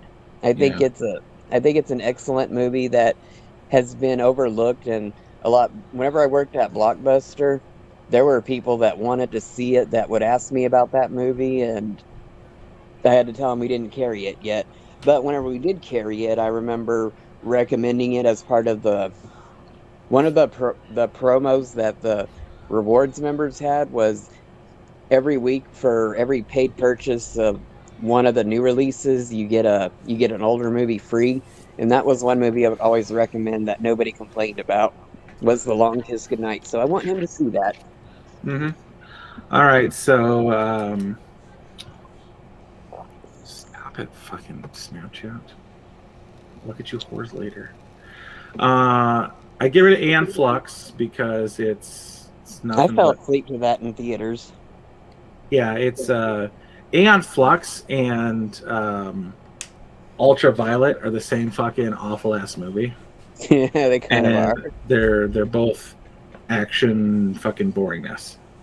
I do like Adventures in Babysitting. Alita Battle Angel was a great one.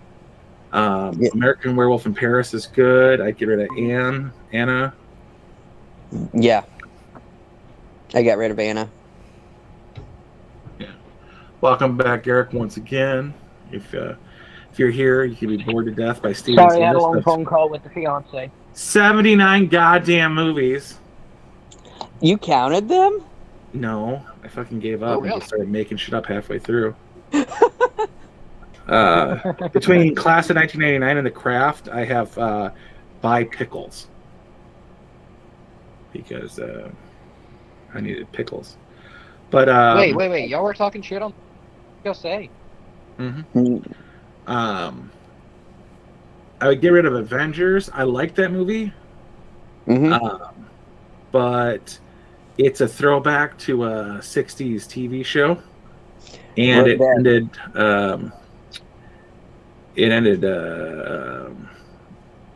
like between Avengers and League of Extraordinary Gentlemen, it did end Sean Connery's career. I love me some Sean Connery. It did end his career. It didn't do that well in theaters. It's a damn shame. Yeah. Getting rid of Barbarella because fuck that movie. Jane Fonda. Yeah. Basic Instinct is actually a good one on the list still. Bedazzled because it really brings nothing to it. Fuck Elizabeth Hurley, and I like love her. me some Brandon Fraser. Getting rid of Black Snake Moan. I did. Get rid of Black Swan because it wasn't particularly good. I will keep Adele of Blood because hey, those are some nice movies. Wait, what are we discussing? Steven's list of 79, we have to limit to 8, so we have to take out fucking 80% of the goddamn movies. And most of the movies have a strong female character, if not a female lead or multiple female leads. And that's actually pretty, that's not particularly true. Buffy has a strong one, but the cast of 1999 doesn't. Unless you're talking about Pam Grier. Personally, I hope that, because then I'm just doing all Christmas movies. Yeah. Actually, I got rid of Class of 1989, which I love that movie. I do too, but it's a follow-up to the Class of 1984, which is a play on 1984. Right. Well, whenever I thought and they were both done before that time frame too. Whenever I thought about it, Pam Grier was an ensemble, and Tracy Lynn was the damsel, so she wasn't particularly strong. She didn't have a clause about getting naked. She had a clause about not getting gross. Yeah, she got naked and Welcome to Wellville. I just don't want to get gross. And she got stimulated in the vagina. That's what. In Class of 1990, no, that was Welcome to Wellville, or that Road to Wellville. Yeah. So I do love Drop Dead Fred. I would not call that a strong female lead. No. Well, she has but she starts weak and then she eventually works up the courage to overpower her mother and go out on her own. Not Rick Mayhall's best. Alita actually set my PTSD off, inspired me to take an AMV. Set to Are You Ready by Disturbed. Okay. So cross off Alita? No, actually, I like the lead, and it's sci-fi, which is something you're kind of missing here. I also liked Mimic and Labyrinth. Mm-hmm. So you've got to pick between Fifth Element and the Labyrinth for sci-fi. Where is this list so I can look it over? I Do you fucking want me wrote it down, Well, yeah. Oh, God. and we're not repeating it again. I We don't can't have repeat- another hour. Well, It was okay. long okay. and bored, and I hate Steven so much right now. I don't think we were prepared at how long my list could get. I didn't think it would be this big. All right, so we have to decide between Alita Battle Angel. Well, look, Steven, as long as you don't have weird, like, I don't know, shit I've never heard of like this guy had. He I had have. 2 movies. I did. You I do? put on the Return of the Well- Living Dead 3 because I'm obsessed with that redhead, and I plan to meet her And this weekend. nope, and it doesn't count because You we're gotta not do going the to first start one. off with the third one. Yeah, you It's have to very start the different first than the one. first and second, though. It's its own film. It's a Well, they're actually standalone all film. very different. Well, actually, Well, 1 wait. and 2 are not particularly different. I know he's not. Well, let's see. He's not going to do it. But if we were to do Star Wars, do you start with Episode 4 or do you start with Episode 1? Well, that's actually a fair question, and I think each of them are standalone. I mean, that's kind of fair. That's a good fair point. Well, and Matt's already seen them. Well, yeah, that's the other. Well, he's not opposed to reviewing movies he's already seen. He's already said that. So. Oh, Steven, Brokeback Mountain. No, strong female lead. Fuck. That was not on my list. Jake I'm Gyllenhaal watching does that not fucking count. movie. As it is, I Um, need to watch the thing because I have never seen it. So. What, he's I need just to as figure hot out as if- Maggie is.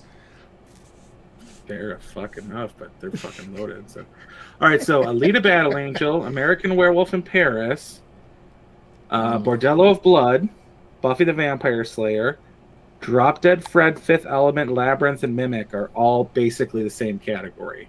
So you have to limit What? that to I like American Werewolf in Paris. okay.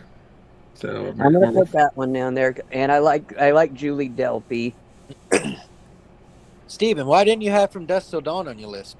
because it doesn't have a strong leading lady that's like, even though Salma Hayek is prominent, she's not like throughout the entire movie. Yeah, and fuck what's her nugget? Fucking half retarded bitch. Juliette Lewis. All right, so you got one more. You got American Werewolf in Paris. I can do that. What you asked? What is that? What you wanted? What about Species with Natasha Henstridge? Ping 2 would murder the fuck out of your gay ass. What the? Why? She doesn't. Oh, damn. You know what? She does have sex with Dr. Octopus at the end of the movie. She fucks like 9 different people. Calm down with your. Not 9. She She's Frenches popular. a fucking French guy to death. You don't really get a quality sex scene until the second movie. Then you get a But couple you of get them. quality fucking titties floating across the screen. Yes. And alien vagina. Thank you, fucking. But that's a H.R. good Geiger. movie despite, like, it's good nudity. It's a good movie. Well, why, pray tell, is oh god damn it, I can't think of the name of the movie now. I love that movie too. Life Force. Why is that not on here? Are you hating on Matilda May? She was pretty. That fine French actress. She was pretty, but I've only seen that movie once, and I also saw it recently. And these days, if a movie can't keep my interest from playing on my tablet while it's in the background, then it's not memorable. I'm sorry to say, and that was She's on screen for 104 minutes, and 102 minutes she's naked. That I need caught to my watch attention. that movie again just because I you was recommend 12. it. No, so you have what was the second one? American Werewolf in Paris. What was your other one? Barbed Wire, Basic Instinct. No. Well, Mimic, you had a- Labyrinth, Fifth Element, Okay. Drop Dead Fred, Craft, Buffy the Vampire Slayer, Bordello of Blood, American Werewolf in Paris. I like him. I have a feeling if I put on there Labyrinth that it'll get a lot of votes. Is that a good or a bad thing? Considering I want him to see The Long Kiss Goodnight and American Werewolf from Paris, I think we should put shittier movies on the list that the audience won't vote for. If you put Kill Bill Volume 1 on there, that's going to get a lot of votes. All right, then Bordello of Blood should be your other one. Okay, what about the... fuck, I just saw it. The Fifth Element would get a lot of votes, I'm sure. The Craft is another possible if you don't want him to pick it. I'm pretty... You know what? I think the audience would pick The Craft. That's a decent movie from 1996. But are they going to know it's the 1986 one and not the new one? Yeah, especially if it's The Craft 1996, starring Fairuza Balk, Robin Turney, Rachel True, and Neve Campbell. Then yeah, they will know it's The Craft and not The Craft Legacy with Bridget Moynihan and David Duchovny. Silly Toys. If you haven't seen Mimic, it's a good movie. I need to rewatch that movie. I It remember has it being the original Rock, if you will. Sean I just and I remember- came from a time when The Rock was something completely different. I need to Wake up, rewatch the Sean. movie. Is he asleep? You bored him to death. He might not even be alive anymore. Damn, dude. Fucking pick 97 Don't movies for us to feel like it. goddamn review. So what was your second of the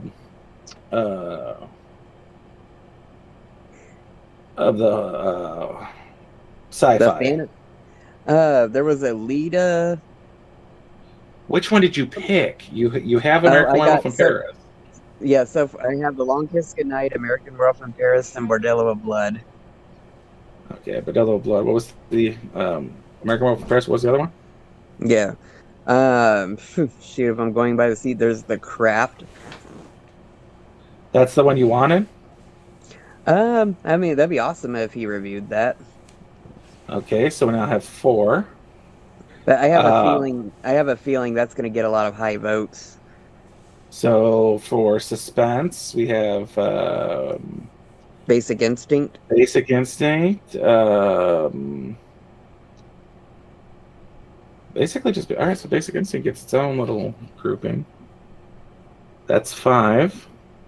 The Crucible is like a drama suspense. No, stop it. Barbed Wire, did you want to put that on there so that it fills up a spot? Because no one's going to vote for that. Sure. Okay.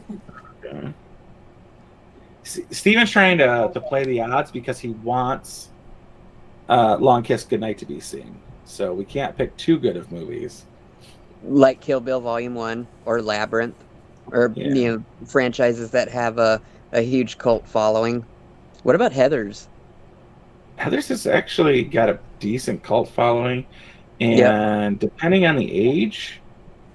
do a horror movie you could do I Spit on Your Grave. I don't have it. I have that movie, but I don't have it on the list. The Day of the Woman is the original. I think its adaptation is what it's called. What about Death Becomes Her? You're going to be spewing heavy towards the sci-fi and whatnot, for sure. I have a feeling if I put a movie like Romeo and Michelle's High School Reunion or Mean Girls, that those are going to be in the same category as Clueless that got overlooked over and over. Well, we just need one more. What about... I was thinking by putting that movie up there because it's not really a good movie.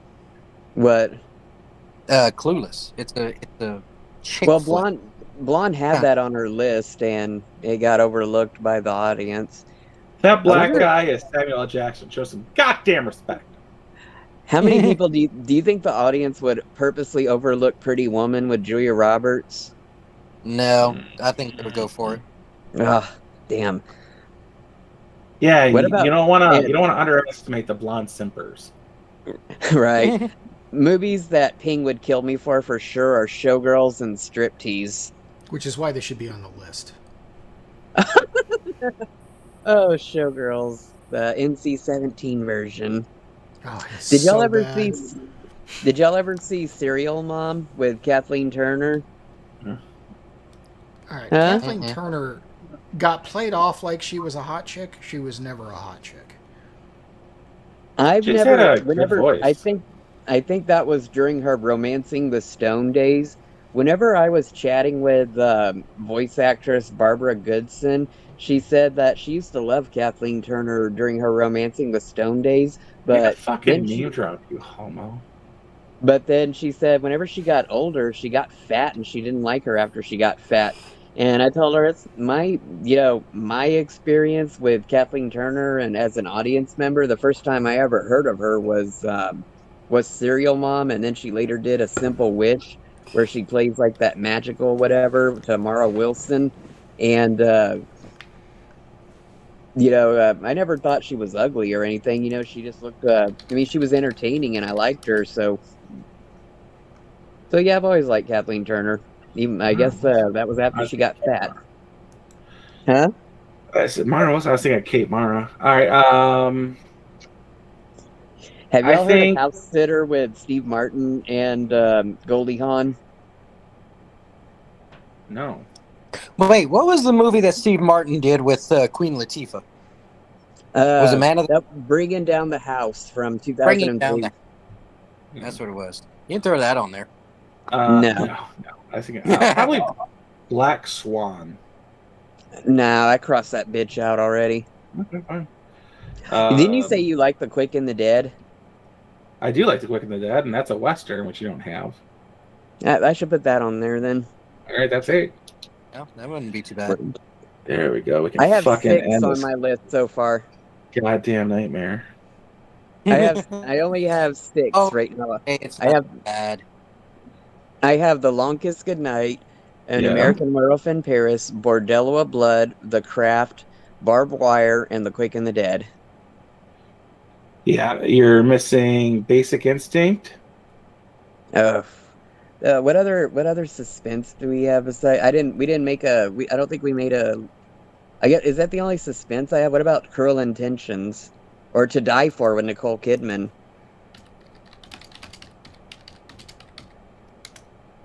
All right, I've got on my list American Werewolf in Paris, Yes. Barbed Wire, Yes. Basic Instinct, Yes. Bordello of Blood, Quick and the Dead, Craft, Mhm. Death Becomes Her, and Long Kiss Okay. Goodnight.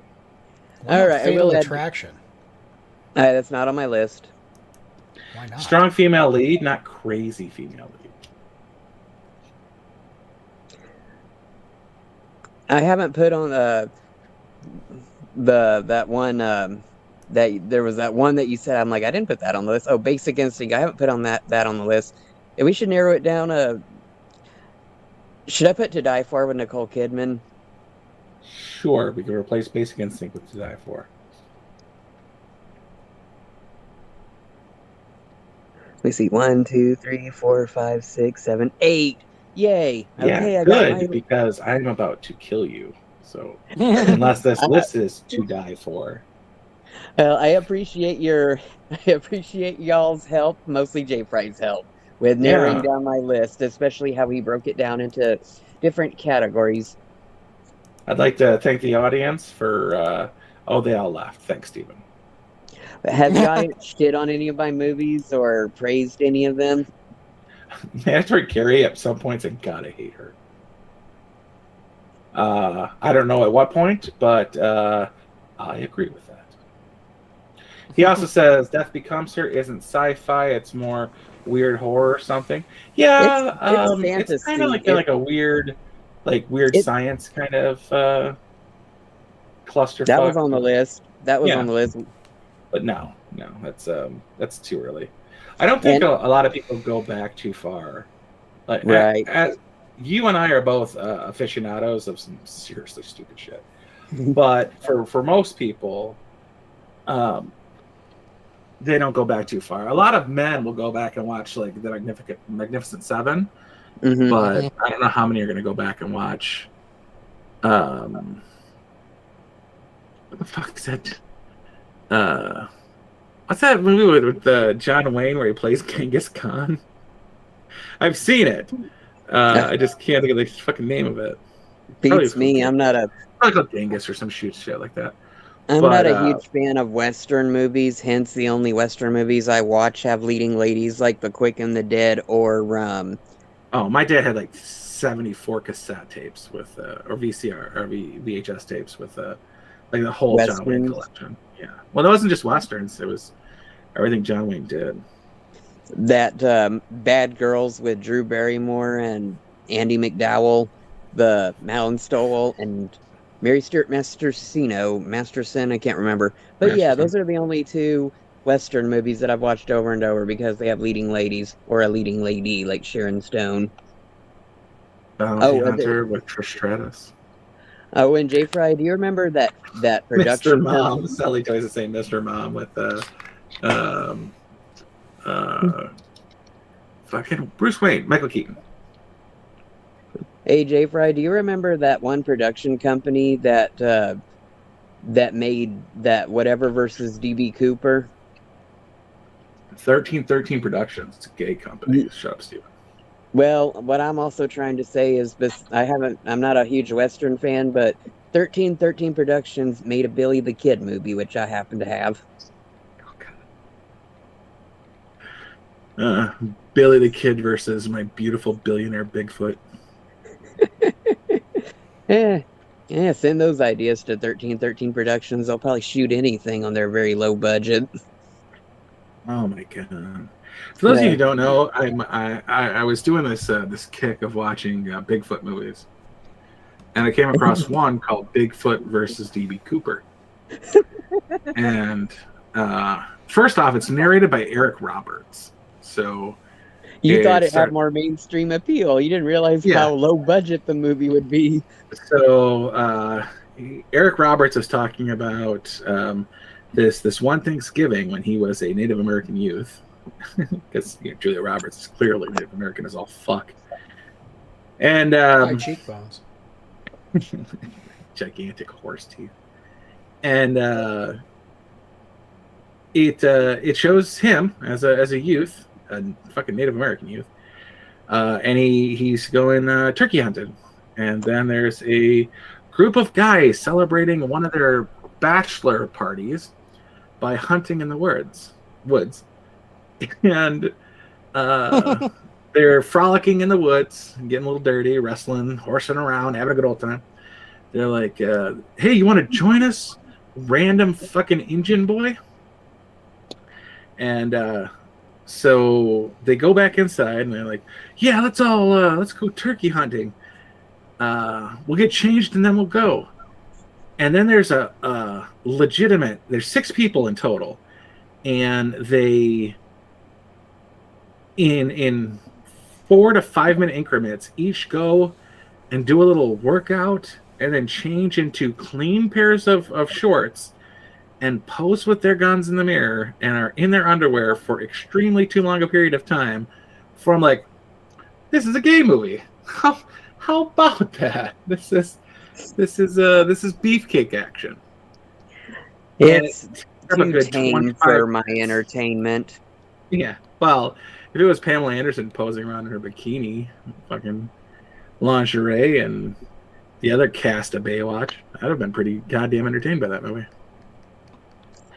But yeah, and let's just say by the time I saw a 1313 film, I was already desensitized to PG-13 stuff. It totally was. It's fucking awful. God, it was just terrible. And I ended up watching the whole goddamn movie, which is even worse. I wish those kind of movies would have been around whenever I was a teenager, but they weren't. If they had been around for teenagers, there'd be a lot more super straight dudes out there.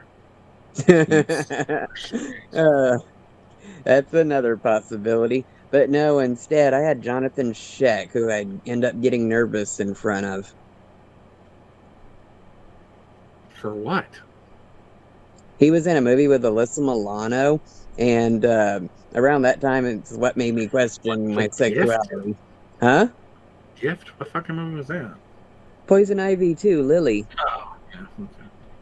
Yeah, well, whenever most men who are heterosexual see that movie. They only want to see Alyssa Milano, but I just remember Jonathan Sheck had me looking elsewhere. And I was too nervous to tell him that. He'd probably be very flattered. I met him whenever he was 39 years old. Sounds fun. No, I'm not. You know what? He was, I don't know how many celebrities I had met at that time, but I was super nervous in front of him. And I used to think I didn't get starstruck because I volunteered at these things and I've helped a few actors or talked to them, in the green room or whatever. But, I thought all of that I thought I was over being starstruck, but it's still, I still got a little nervous around, Eva Longoria and even Rosario Dawson. I got a little nervous around her. Not obvious. I was shaking though in front of Eva Longoria. Michael Keaton's 5 favorite roles has got one of them is Mr. Mom, and another one's Batman, another one's Beetlejuice, another one's Birdman. But Wow. I can't tell because for some reason this is in fucking Russian. Why is it not Johnny Dangerously? And why? Well, is it only shows 4 of them. Why was it not the Vulture? Aw. No, it's the Birdman. It kind of researched his career, the Birdman. But it's in Russian, so I don't know what the fuck. I just recognize the pictures. But I also didn't remember. Actually, I like Multiplicity. I thought he played it really well for being like those were distinct characters. Each one of those fucking retards. The copy of the copy of the copy. I need to watch that. I barely remember it, but I remember the clone having something behind his ear or something to indicate that he wasn't the original. Yeah.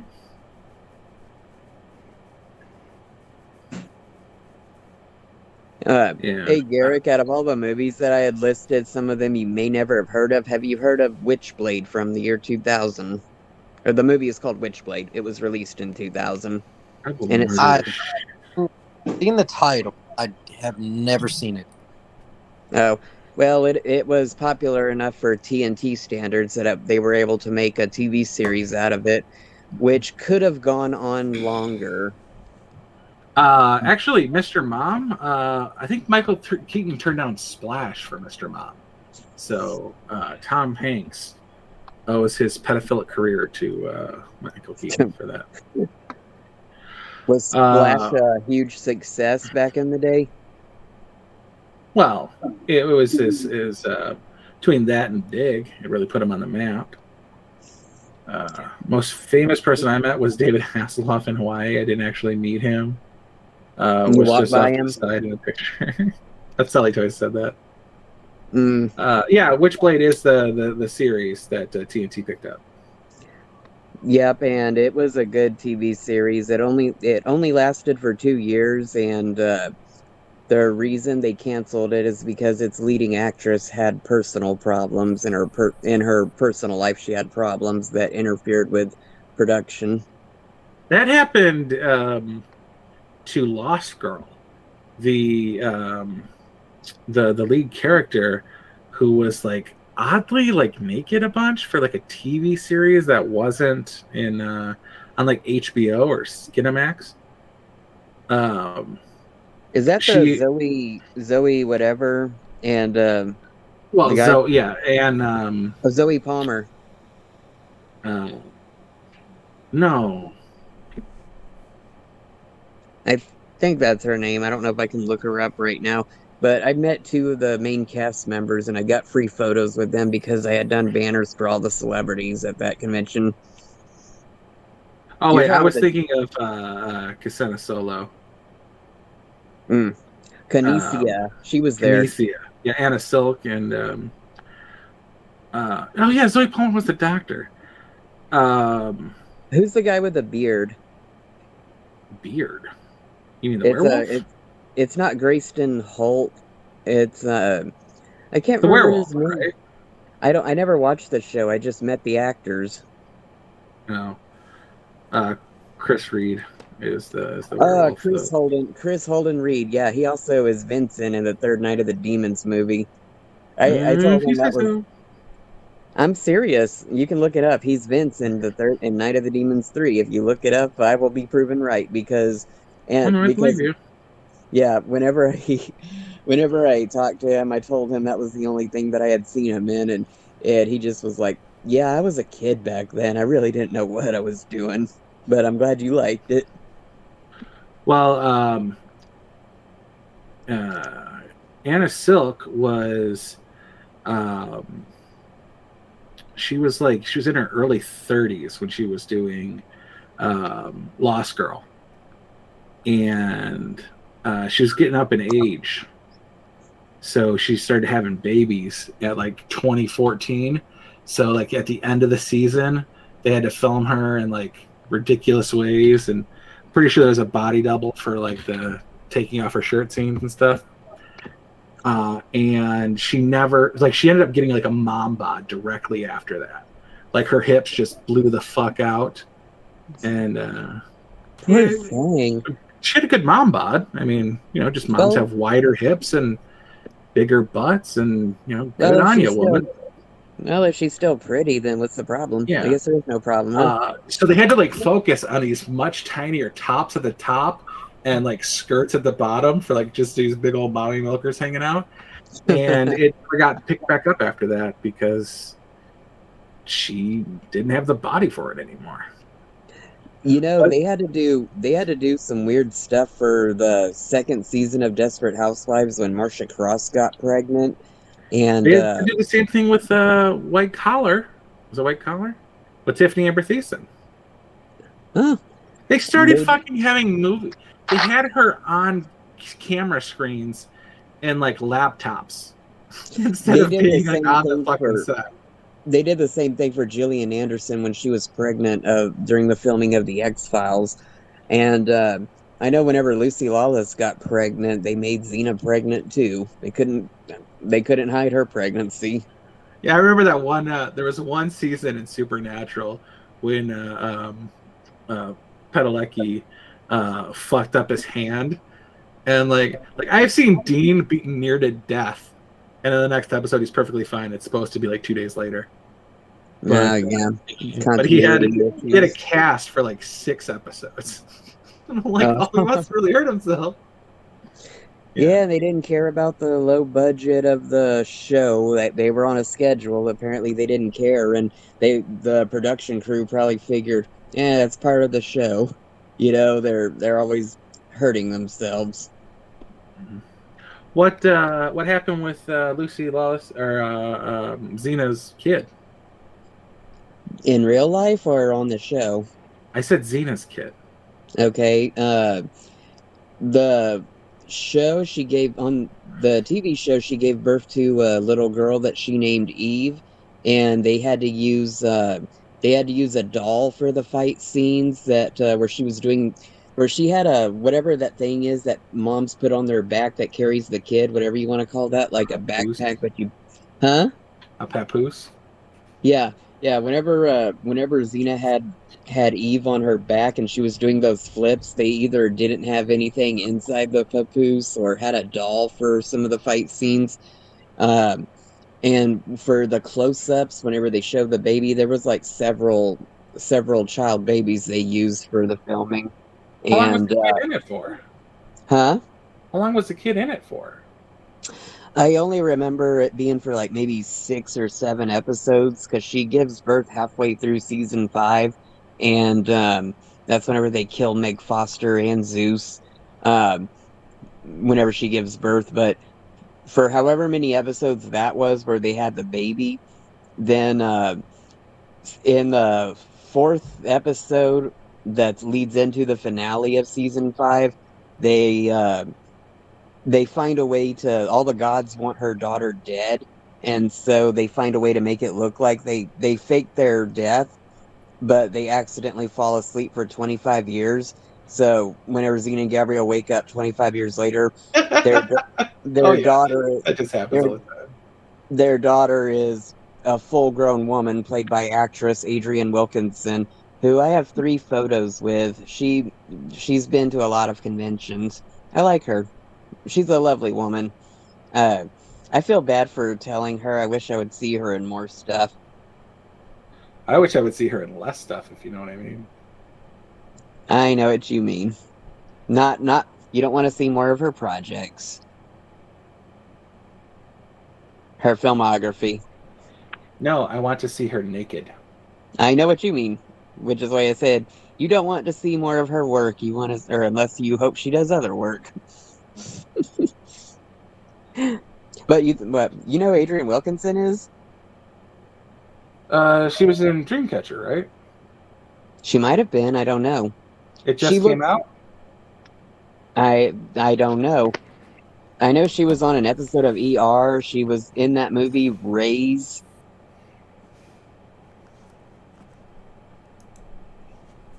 I don't know that one.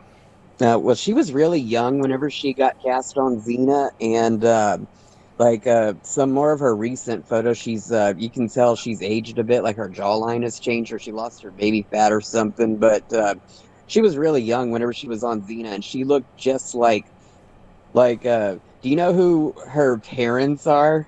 This is so fucking lesbian. Do you know how the Xena's Mr. baby and was? Mrs. Wilkinson? Huh? Is it Mr. and Mrs. Wilkinson? Do you remember? You remember Callisto, played by actress Hudson Like? No. You remember Callisto, Xena's archenemy, blonde-haired, hazel eyes, Psycho Barbie. Oh, yeah. Yeah, well, she's died and gotten resurrected so many times on the show. She was undead, then a goddess, then a demon, then an angel. And in the second episode of the 5th season, when Callisto is an angel, she impregnates Xena by putting her hand on her belly. And so when Xena's pregnant, she's like, what the fuck? That's impossible. She hasn't banged a guy in who knows how long, so she knows it's impossible, and she almost attacked the doctor that told her she was pregnant. But in an episode called Seeds of Faith is whenever Callisto reveals that she's ready to be reincarnated, and that she wants to... That's Hudson Like's last episode. She basically turns into a bunch of CGI sparkles and gets inside Xena's belly. But that's how Xena's daughter is conceived. You can call it the ultimate lesbian fantasy. And I think I joked with Adrian about Hudson being the mother. But if I die of boredom from this story, I will murder you. Huh? If I die of boredom from this story, I will murder you. The story of the TV show, or the story of how I joked with Adrian Wilkinson about Hudson being the dad? Both. If I die of any of this, I'll murder you.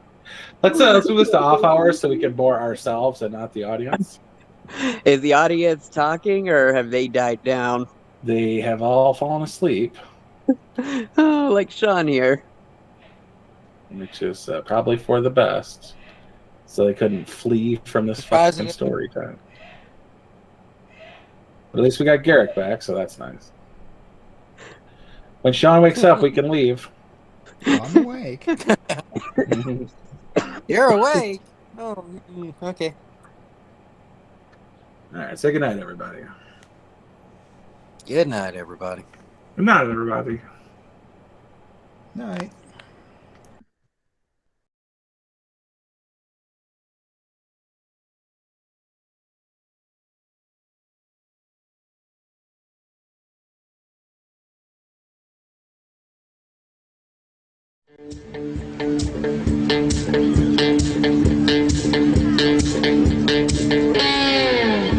Well, I believe in good vibrations is what creates a beautiful nation.